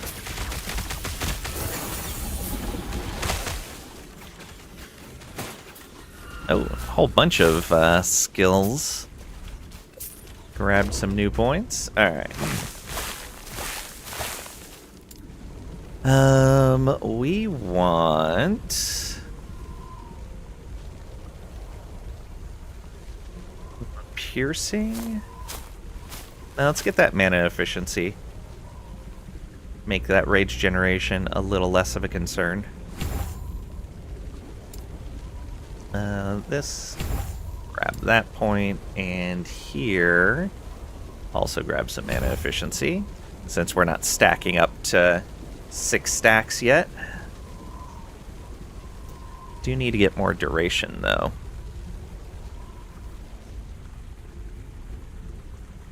Yeah, we'll see how that goes. Can't go that way.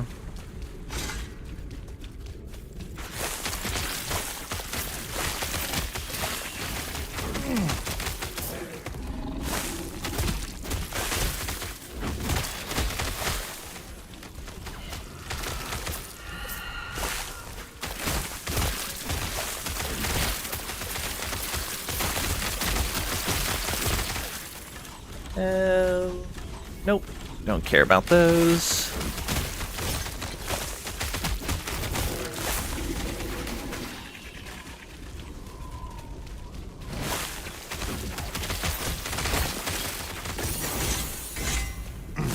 All the way up to the top, and then around.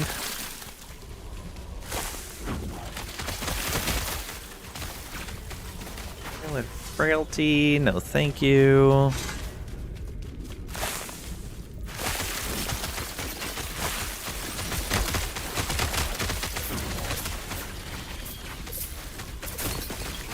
Lots of cash here.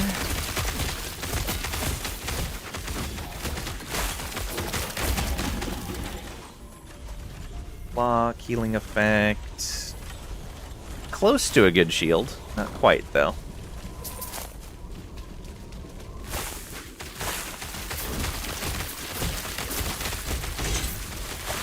Yeah, it's a much more reasonable value of rage for putting out those totems. We're not dipping down to like a quarter of our rage by putting our totems out. Only about half. That feels a lot better.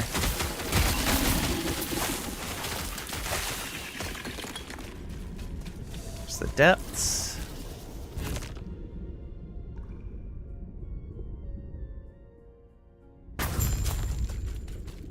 Maintenance in an hour? See a message. They just announce it. Let's see here. Let's start putting stuff into Spirit Vortex.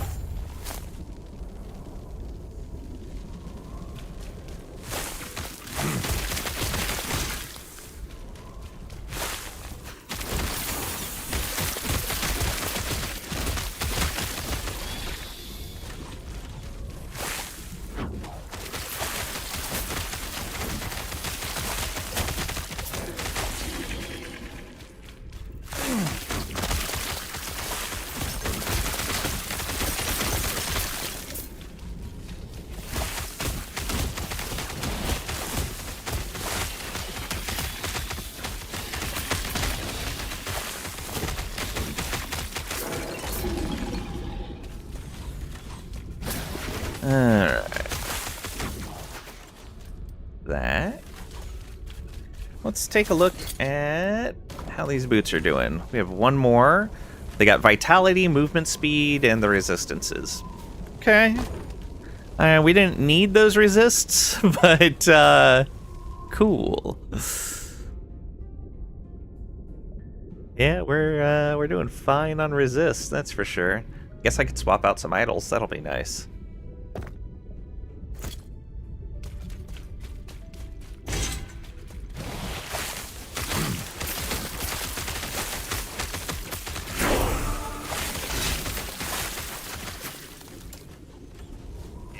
that last point into Earth and Supremacy for now. We have access to Earthquake. And I think we're going to start dumping stuff into Totem cast speed now.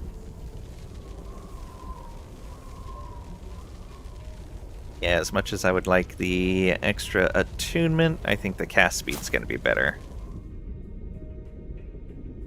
Alright, so 5 points into that. And then... yeah, we don't need Fist of Stone. We don't need Storm Elder yet. Oh, actually, we may... okay, so we'll put 5 into Ancestral Speed. 3 into Earth and Supremacy. And then...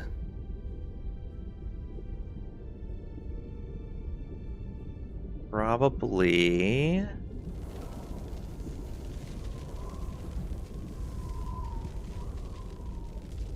yeah, probably 2 more into Silent Protector. Okay. I'm fine with that.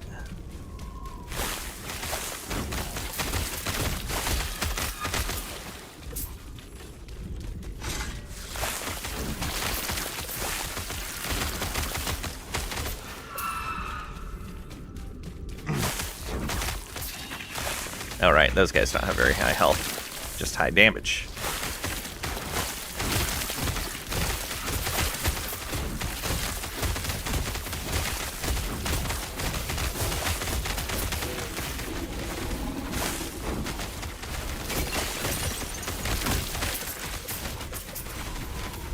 What do we got here? Shield that we're probably not going to use.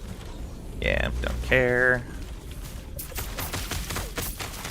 Should really put a shield node in, or a shield filter in, rather than just the generic filter. Do the Sanctum!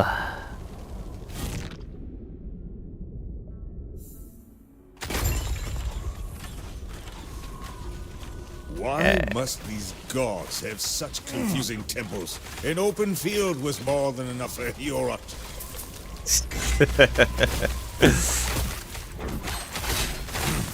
Poor simple primalist.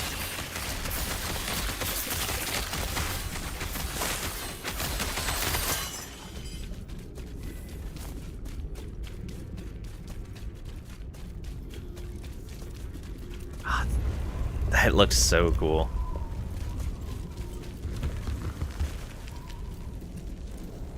Yeah, the updates they've done on the graphics over time, amazing.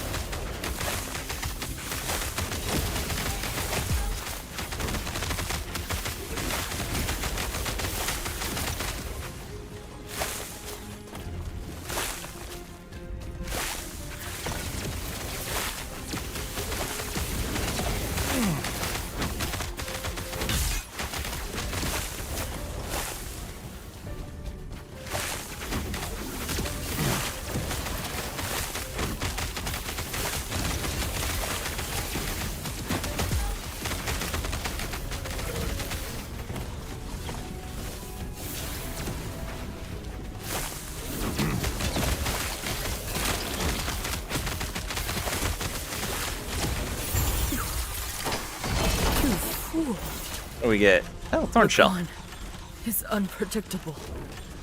I was trying to protect everyone. Flat damage reflected to attackers per attunement. That's not too bad. We have like 50 attunement.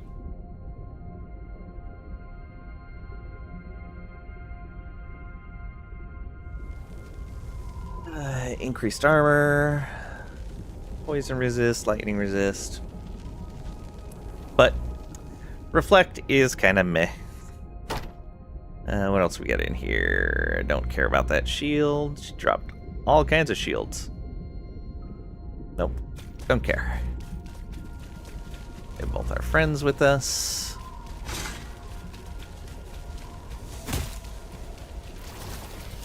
C4 Coliseum. Alright, Lagan. Let's see how this goes.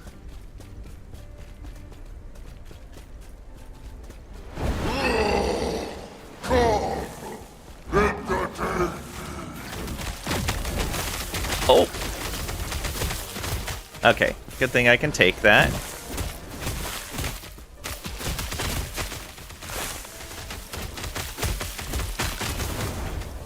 Oh, did my Spriggan get left outside? Yeah, I think my Spriggan got left outside. My waves will shatter you.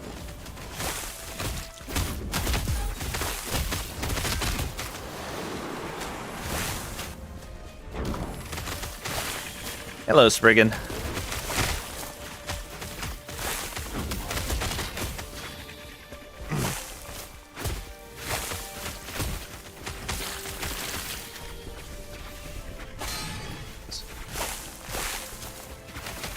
Right into that one.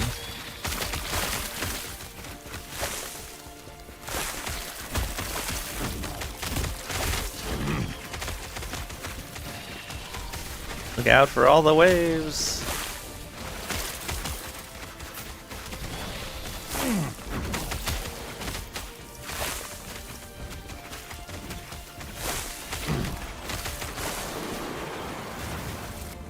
And here we are. You survive my storms.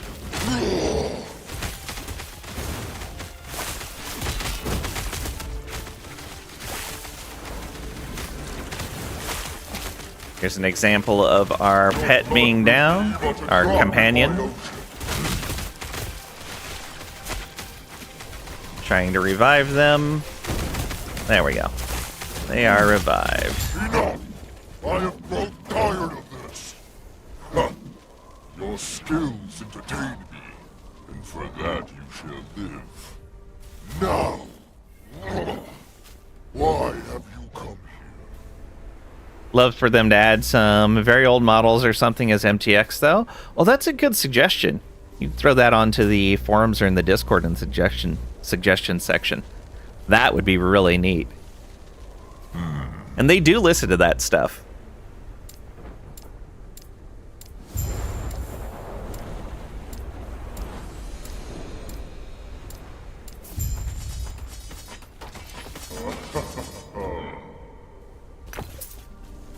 Alright, attunement, movement speed, yeah, don't care. Oh, that's the other reason I need to go through the campaign. Since this is my first character on this cycle, I need to go unlock Circle of Fortune.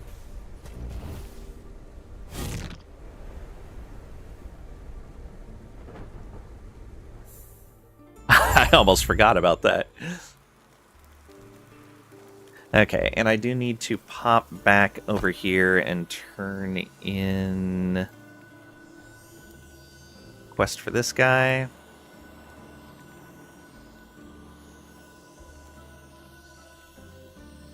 There's something in the coral pools as well. Alright, where's that guy? Up over this way.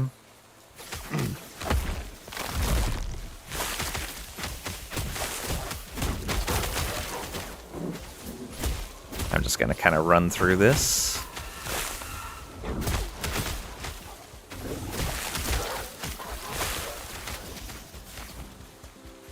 No, up this way is going to be better. Let's kill this rare. I saw that aura around him.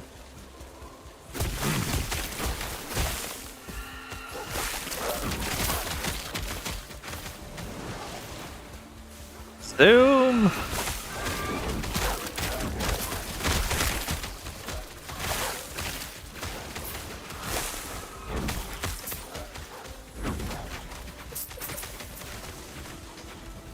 Alright, we found your crew.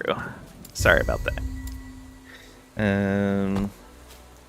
Coral pods.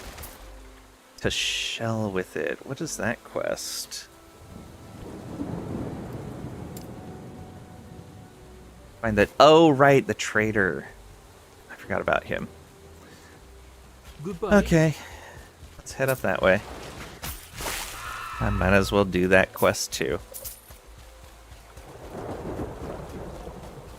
See if anything has changed with it.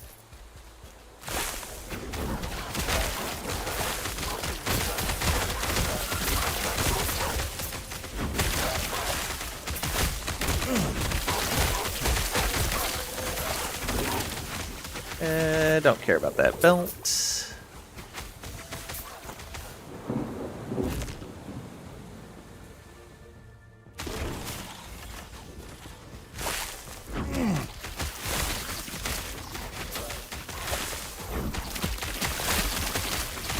Alright, and we'll have to go around and getting the eggs and all of that.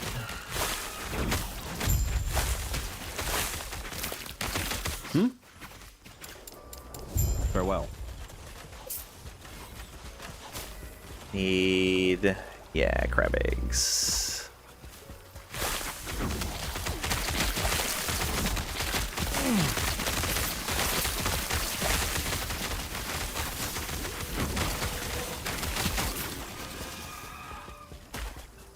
There.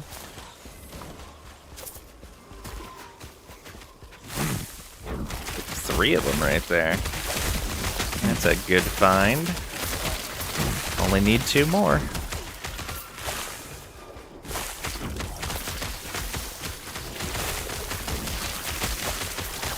Oh, and there's one right over there. Bracers, dot, frailty, nope. Yep. Eggs found.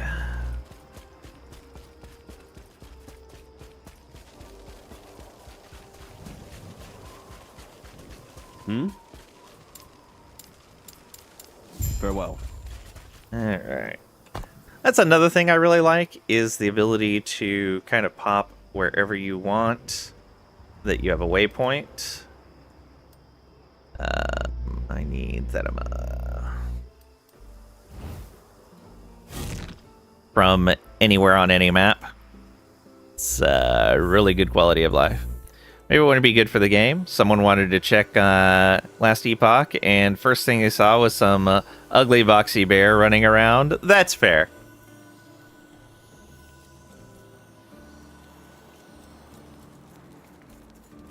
Gods be with you.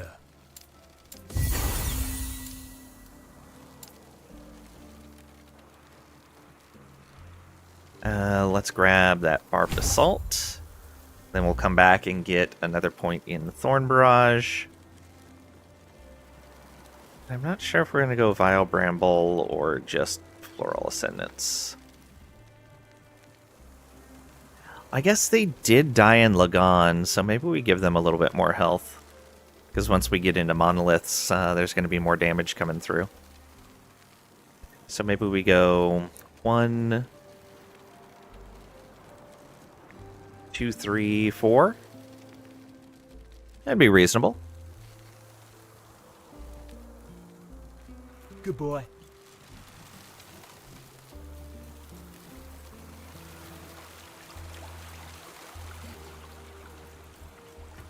You're back. You met Ion Schneck. It will be a long road to Majelka after, but you are used to walking, right? Thanks, Yulia. Thanks. Impossible. Impossible.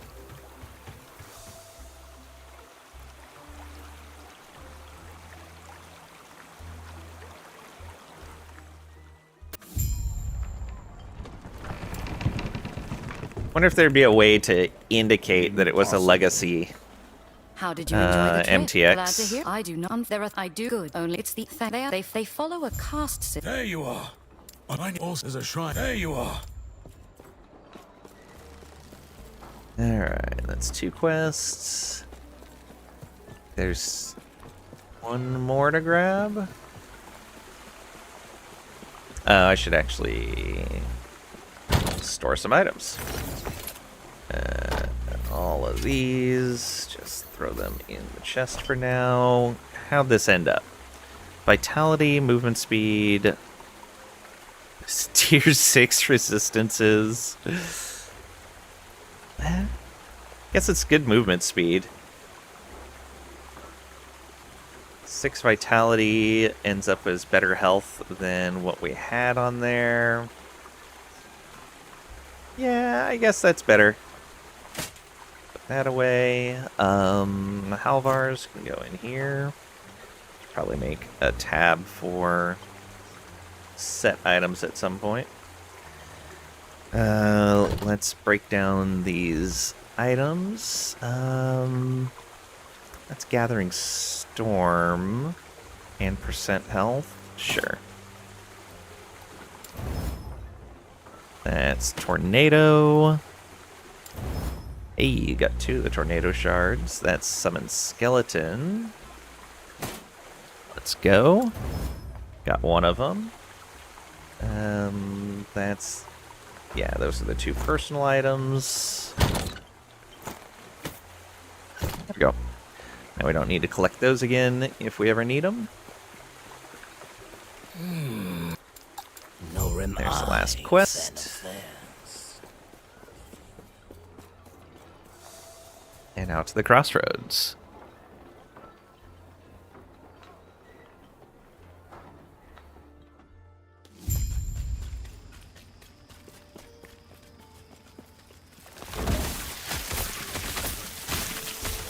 That totem is so good. I can't wait till we're having it all the time. Not that we really need it right now.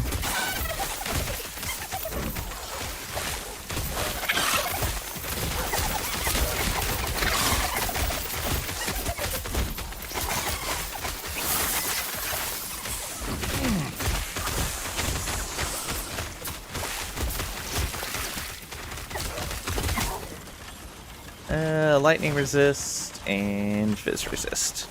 Oh, right. I should have switched up my idols. Do that next time we are in town.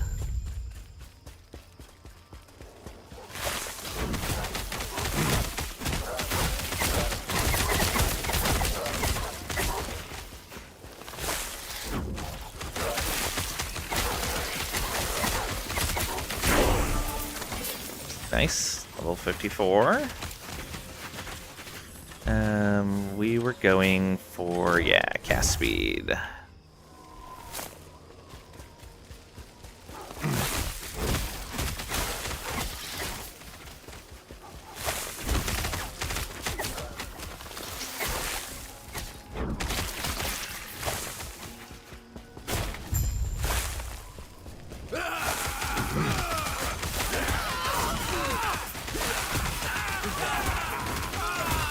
Oh no, it seems to be some sort of ambush. Alright, and I think there was no chest over here.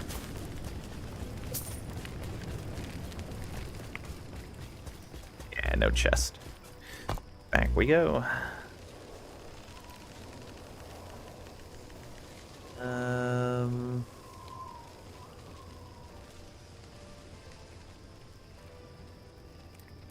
Go.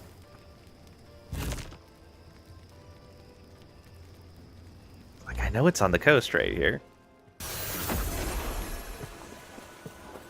Let's sort those idols first.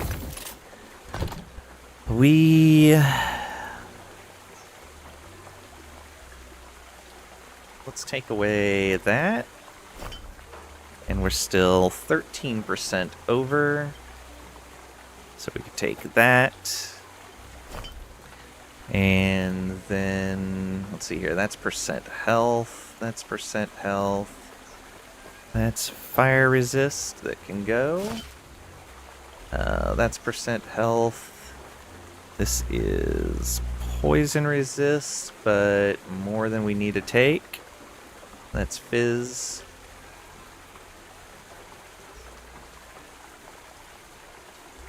Yeah, it's fine. Maybe be okay just for idle animations? Ooh, yeah, that would be neat.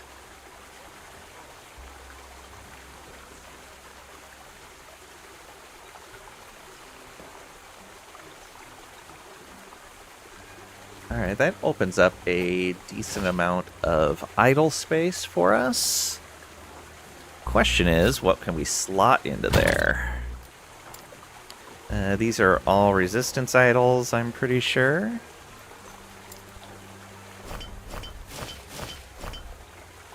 Some nice transitions, old, new, yeah. We can get that percent health and lightning damage, though we don't need it yet.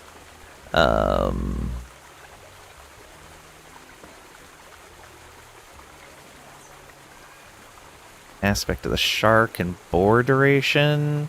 Half of that idle's wasted. We're not using storm stacks. We're not doing a lot of our own spell casting. Aspect of the boar, but we're not doing melee damage. We don't do bleed, though that's some really good increased health. The maelstrom chance is nice, though we don't use aspect of the shark. Minion cooldown recovery speed, shared bleed. Not really. Minion cooldown recovery speed and increased totem damage. Ooh, that is very tempting. Aspect of the boar and increased totem health. That's also kind of tempting. I would like the maelstroms more often. So what do we have? We have 6 slots. And that would be 7 if I wanted both of these two.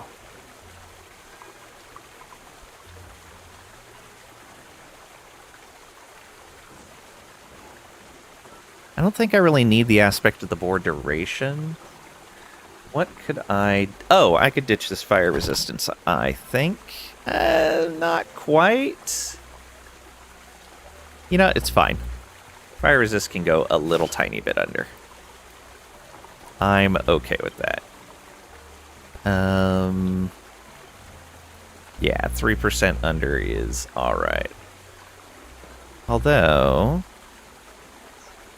Poison being 2% under might be even... Nah, poison damage seems to be, in general, a little bit worse than fire damage. So come back in here, drop off that resistance.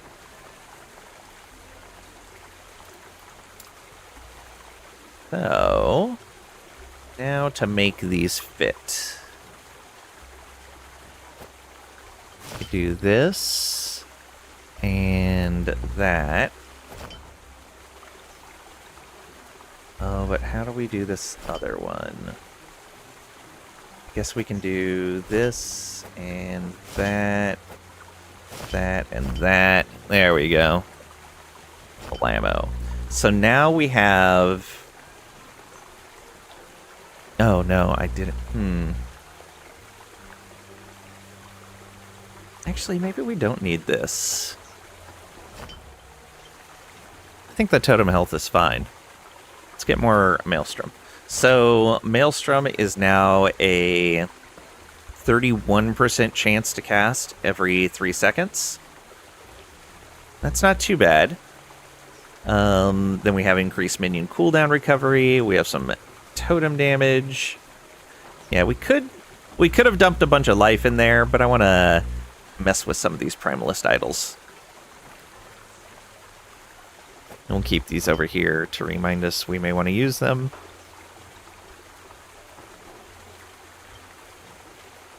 Percent health would be nice. But again, we're not doing the shared lightning damage yet, so that can wait.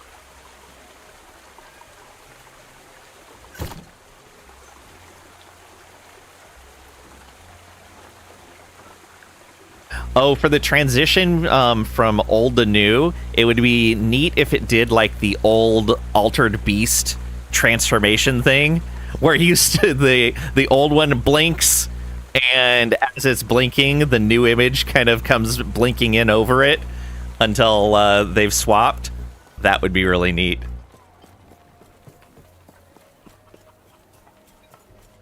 That's how you did your transforms and your upgrades. Believe the Osoro. No, don't you worry about me. I'll be. I suppose there's an there now there's I all like I said. It is part of being chieftain. It is part of being chieftain.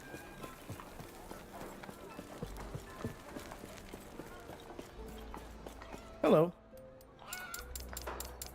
Stay safe. The missing merchant.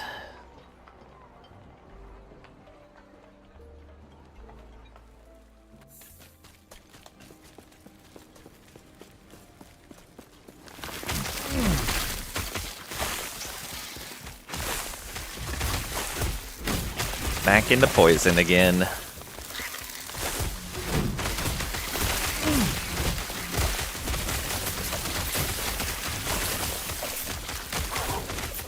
Alright, that's where this is where we fight that big old thing because it tore apart the merchant.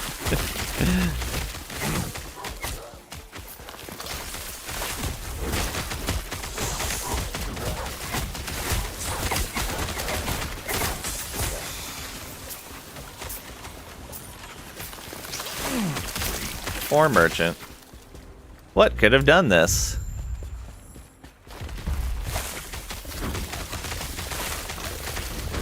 Was it a giant bug?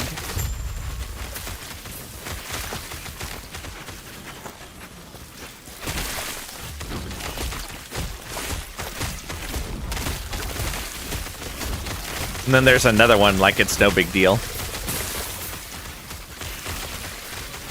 Movement speed, cooldown recovery. Those are nice shards to have.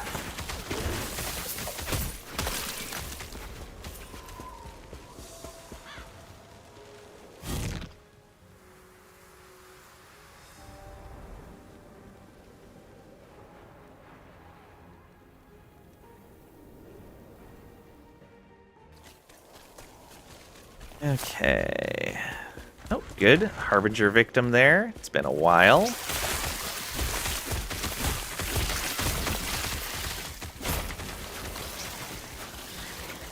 Chest. Spell damage, elemental resist. Oh, wow. I don't think I've ever seen a weapon roll nothing but plus damage. That's actually kind of impressive. Doesn't have reduced spell mana cost, but I think that would be okay. Oh, it doesn't have the minion damage on it. Sad. I'll get the shards at least. Those shards will be useful. Alright, what the Kestrel get on it? An LP. Alright. Let's empower again.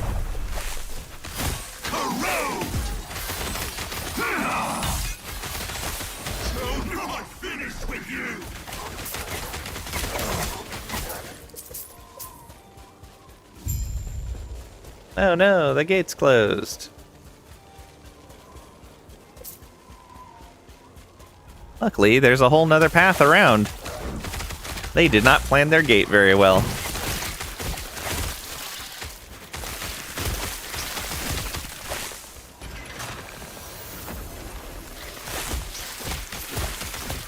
And what do we got here? Slow and chill enemies.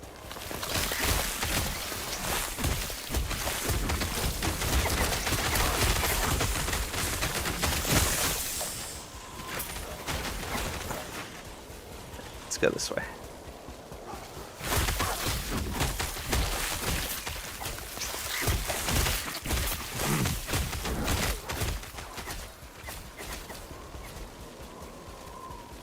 So fast right now.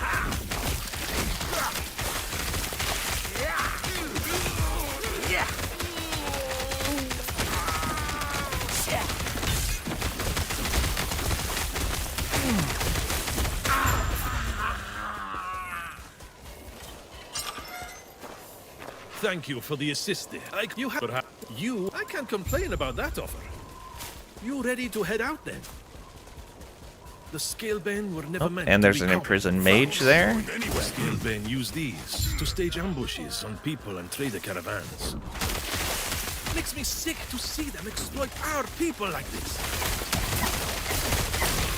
My movement speed gone. Straighten them out. Tear you apart. Oh, that was a Cash and Idols one. Alright. Minion cooldown, cold resist, mana, elemental, and a smite relic. Alright. Okay, that shrine is tucked away in an area all by itself. Let's grab the shrine and... Oh, XP gain. Excellent. So it's going to be wasted a little bit fighting this guy.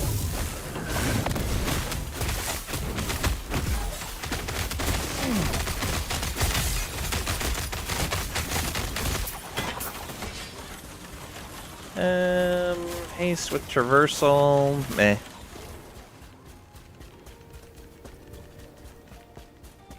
Half the XP buff gone.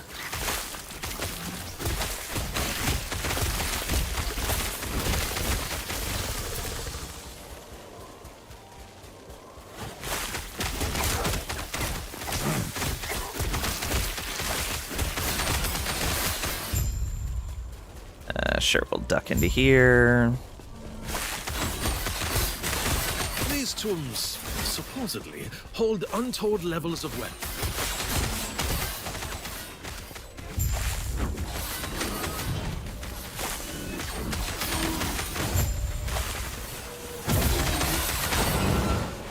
Untold levels of I'd love to clear wealth. them out at some point, but we've got far too much to do right now. I think we could spend some time to take some treasure. Be fine. You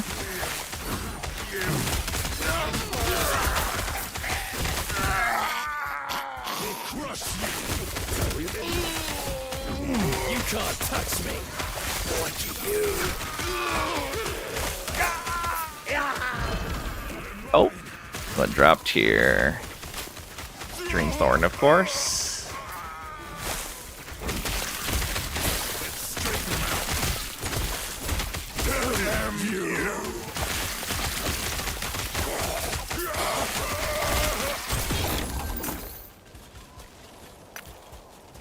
Couple of shards, not bad.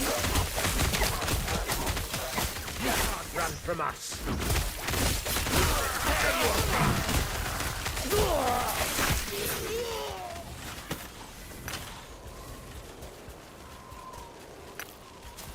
What's we got? Nothing.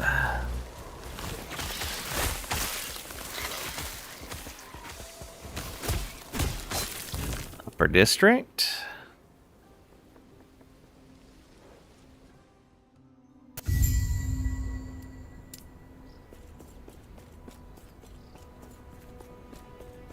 And another nice long walk. His animation's a little jerky on his movement. It'd be a little smoother.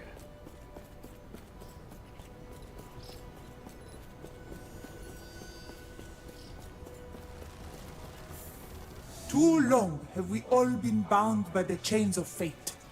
I will shatter them, along with who would seek to bind me. Freedom will be our future. My future.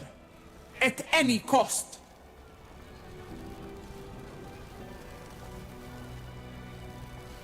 Any cost. Usually when someone says at any cost, they're not the good guys. Farewell. Farewell. Can I help you?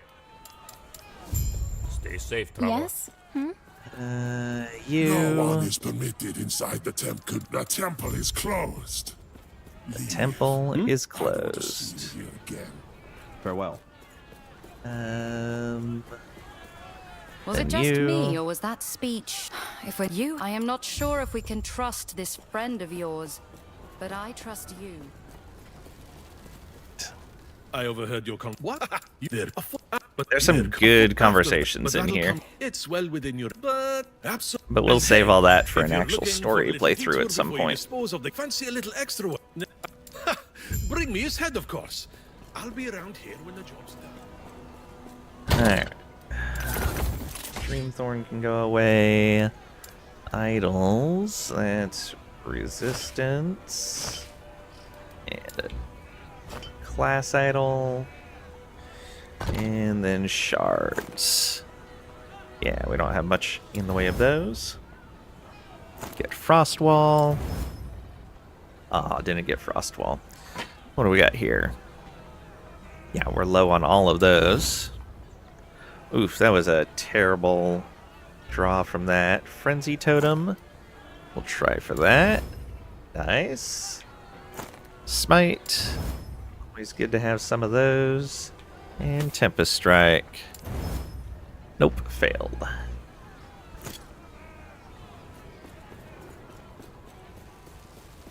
Not too worried, though. Wasn't there something where I was like, oh yeah, I should have done that thing. And then I completely forgot what it was. Yeah. Don't recall at all. Oh well.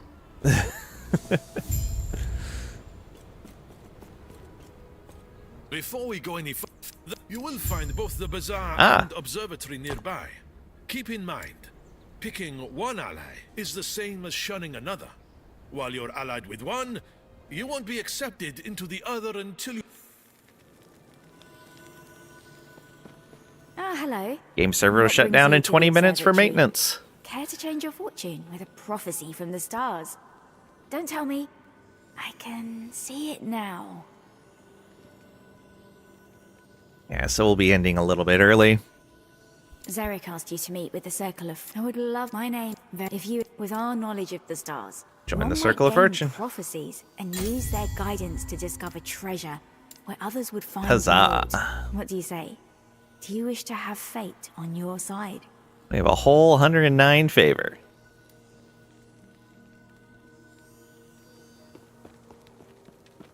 Oh, and I gotta go get my lenses again.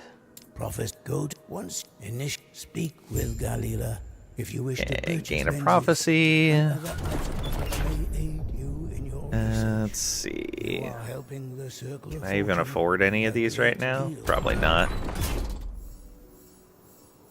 Yeah, I really doubt I can. Oh, they changed this so you're not just scrolling side to side through them. I like that. That feels a lot better. Where you're looking in a particular direction. Very nice. Okay. Always show reward icons, please. Alright. We need to earn some points before we do that. I might as well finish out the current campaign and get my stat bonus. So we need to get to the Oasis. I thought they said these weren't connected anymore.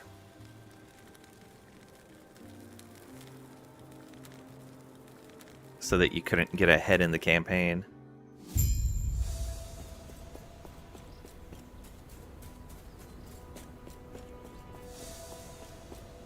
The Oasis.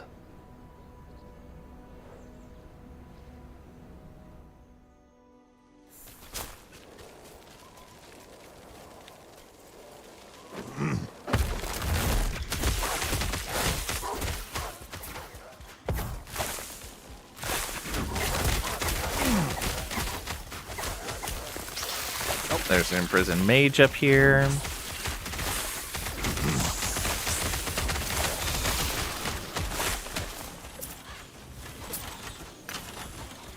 Let's go get that guy.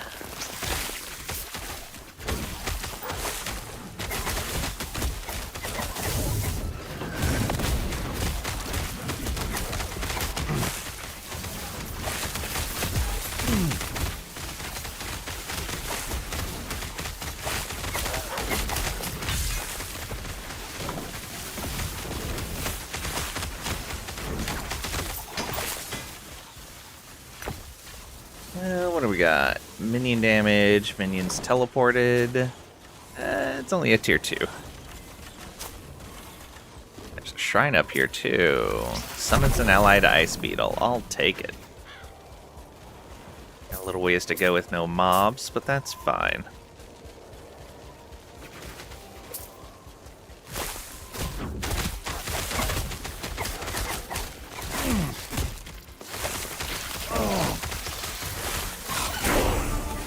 Ooh, level 55. Go ice beetle. Good job.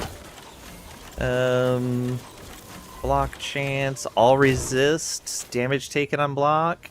It has health gained on block, but other than that, that's a good shield. Will be useful for someone. Minion damage. Be a good amulet. Again, it's a good amulet for a Beastmaster. And the game really wants us to play Beastmaster.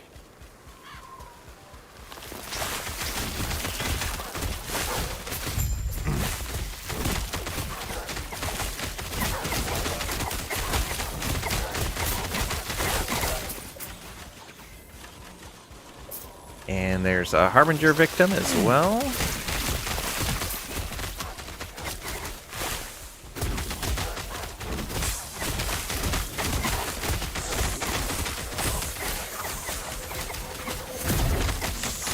Love trying to predict where those guys are going to go and just have them drift into a different set of totems as they flee from one.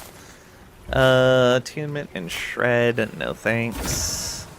Alright, so this got nothing else? Aw, that's sad. He got 1 LP and nothing else. Melee fire, melee physical. Melee physical is a tier 6 seal to fix. Not bad. Unfortunately, we have no need for a mace. That got an exalted resistance.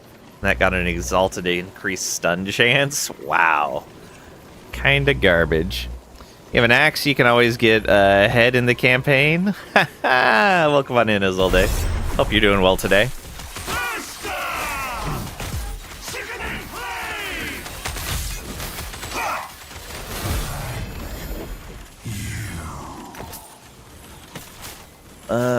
Do I even care about grabbing any of these? Not really. Alright. How much longer do we have? No. 20 minutes, okay. Oh, that's where the message was. 1 hour for maintenance. Let's spend our point. More totem cast speed. We should have time to get up to this quest lady.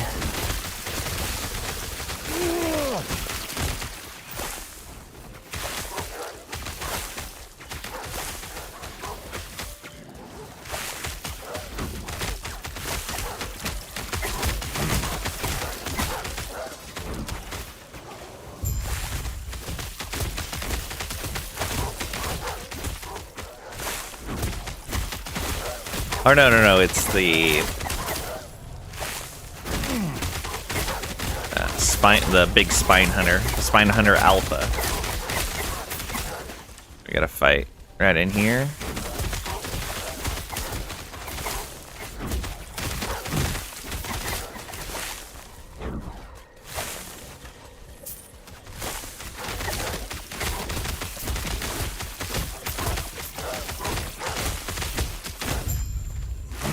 There.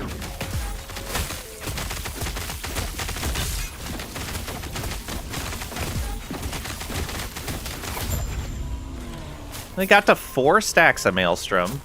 Just sitting there doing nothing but spamming that. Minion damage and health on the belt. That's okay, but still not better. Yeah, don't care. Let's go get that waypoint. So that we can easily get to that NPC once we have the quest for them.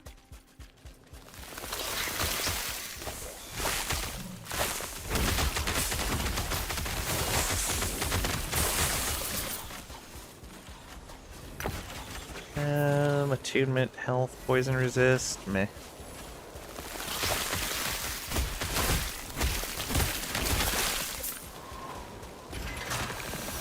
That, and I don't think we have anything with her yet. No, not yet. So, back we go.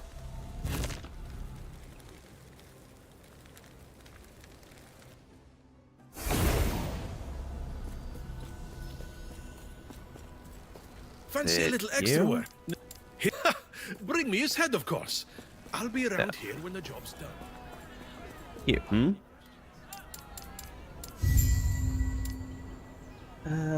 Gain a prophecy, lower district. Search of the contact within the slums. Yeah. So it's into there next. 10 minutes? Yeah, we got time. Put away that Kestrel. And the rest of these we can break down in a bit.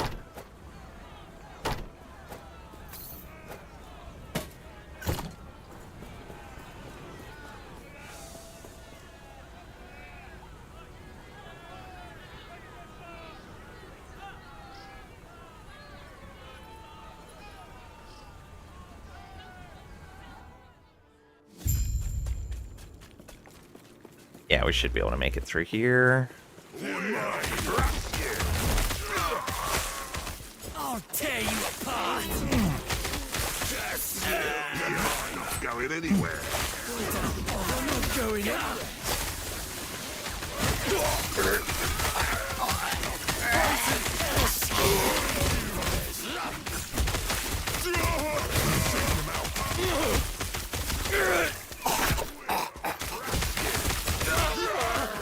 Sounds like he had a bad time. You can't best me. How's my voice?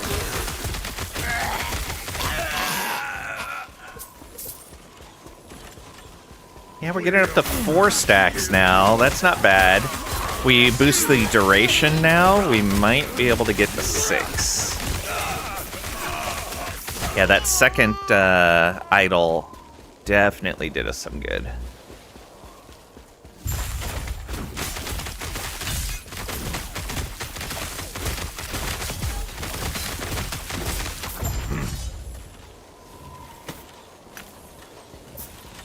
Okay, and we need to work our way. Oh, there's a chest over here. And I think there's one up here too. Yeah.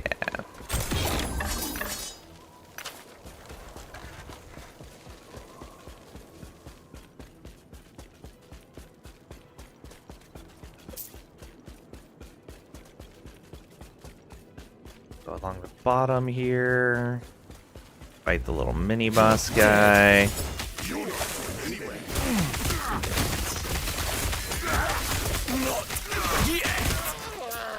Not yet, apparently.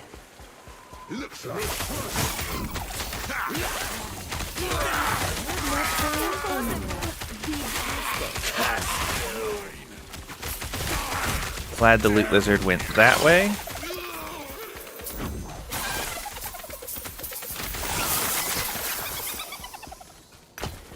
Just shards, that's fine though. You're not going anywhere.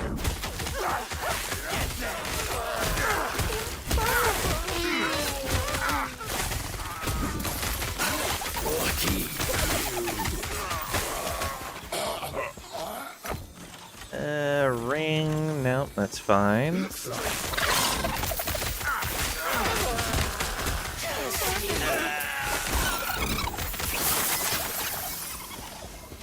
All the way down in the corner here. Alright, up the stairs. They're mine! I'll break you! How's my poison? Damn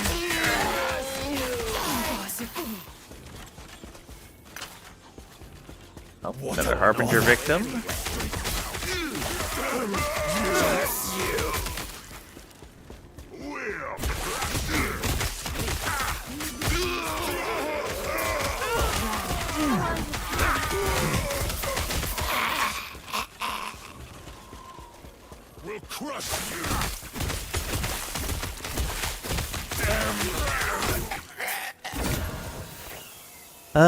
Sanguine Horde, alright.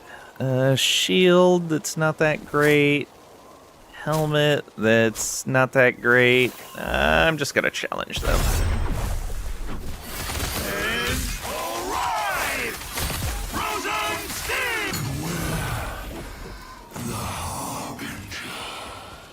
Alright, off we go. Oh, we got to 5 stacks that time. I saw that.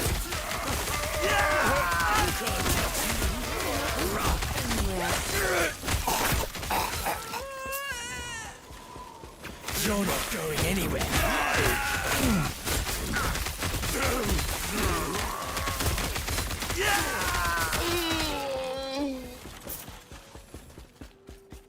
Hey.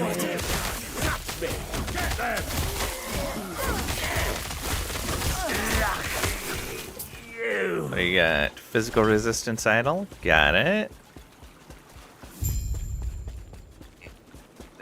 Now we're almost out.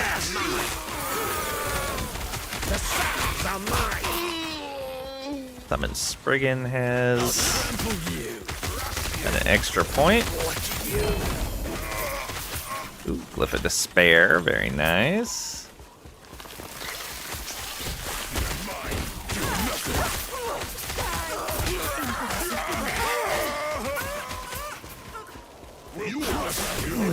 Oh right, it's the guy at the gate that we have to talk to.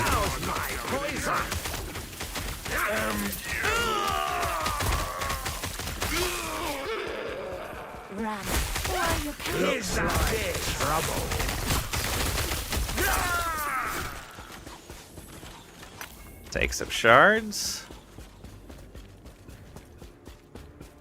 Hello, you. Can I help you?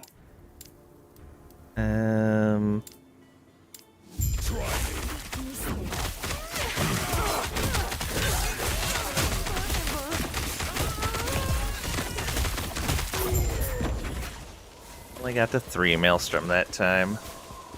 There's the slums. Got just a few minutes left.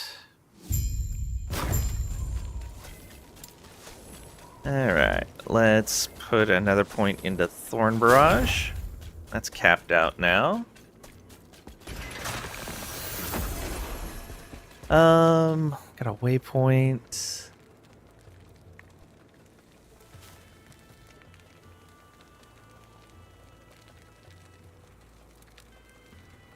Oh, actually, how much?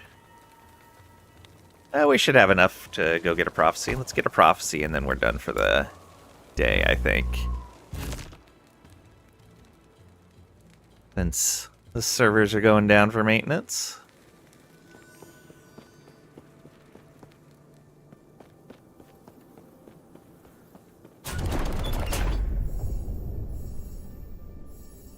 Yeah, we can get a unique armor with an exiled mage, or a unique armor with killing Majasa.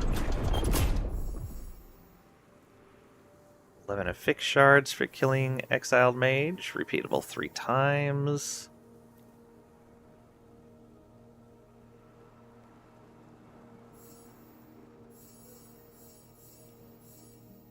Oh, interesting. Okay, so that one we can do, the Temporal Sanctum.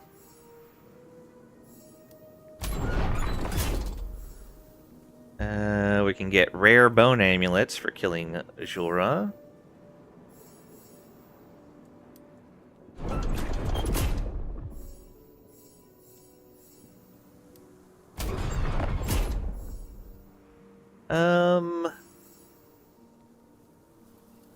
I kind of like the idea of the extra affix shards.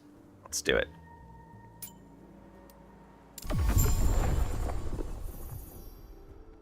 So we have taken a prophecy. That's not what I meant to do.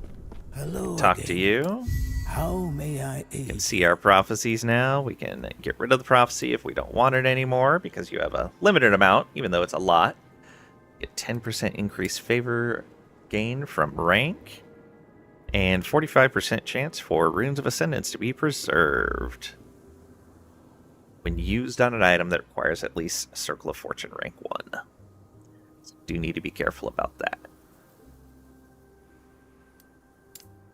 So that is that quest, and the servers are about to go down, so let's go ahead and leave the game here.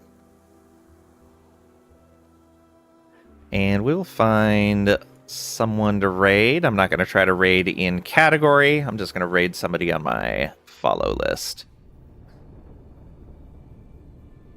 Since in category, everybody else is going to be out as well.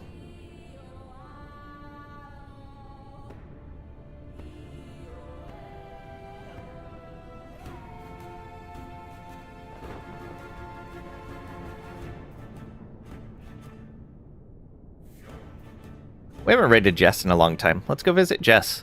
Jess is playing some co-op Wildermyth. I love Wildermyth. It's so good. I really need to go through and play the stuff that's new since the last time I played. But yeah, Jess is amazingly cool, streaming with Alana, who is also super cool, and with Justus, who I don't watch too often, but is fun so far from what I've seen from him. I just don't spend as much time in his channel. Like Jess, but it always feels like she's playing RimWorld, and you hate that game. She's playing Wildermyth right now. Wildermyth is amazing. Yeah, she does play a lot of RimWorld, though. Here's our raid message. We are... Let's see here. We'll be having more Last Epoch tomorrow at 11 a.m. Central U.S. time, 1700 UTC. Yeah, sorry for the early end, but server maintenance, and I don't really feel like switching games for like an hour and a half, 2 hours. Thank you guys for being here. Thank you for the lurks, for hanging out, for participating, your questions, answering my questions, all of it. Greatly appreciated. Yeah, I'm having fun with this. We'll finish out the campaign, then we'll do the current campaign at least, and do some monoliths. Thanks again, and I'll see ya.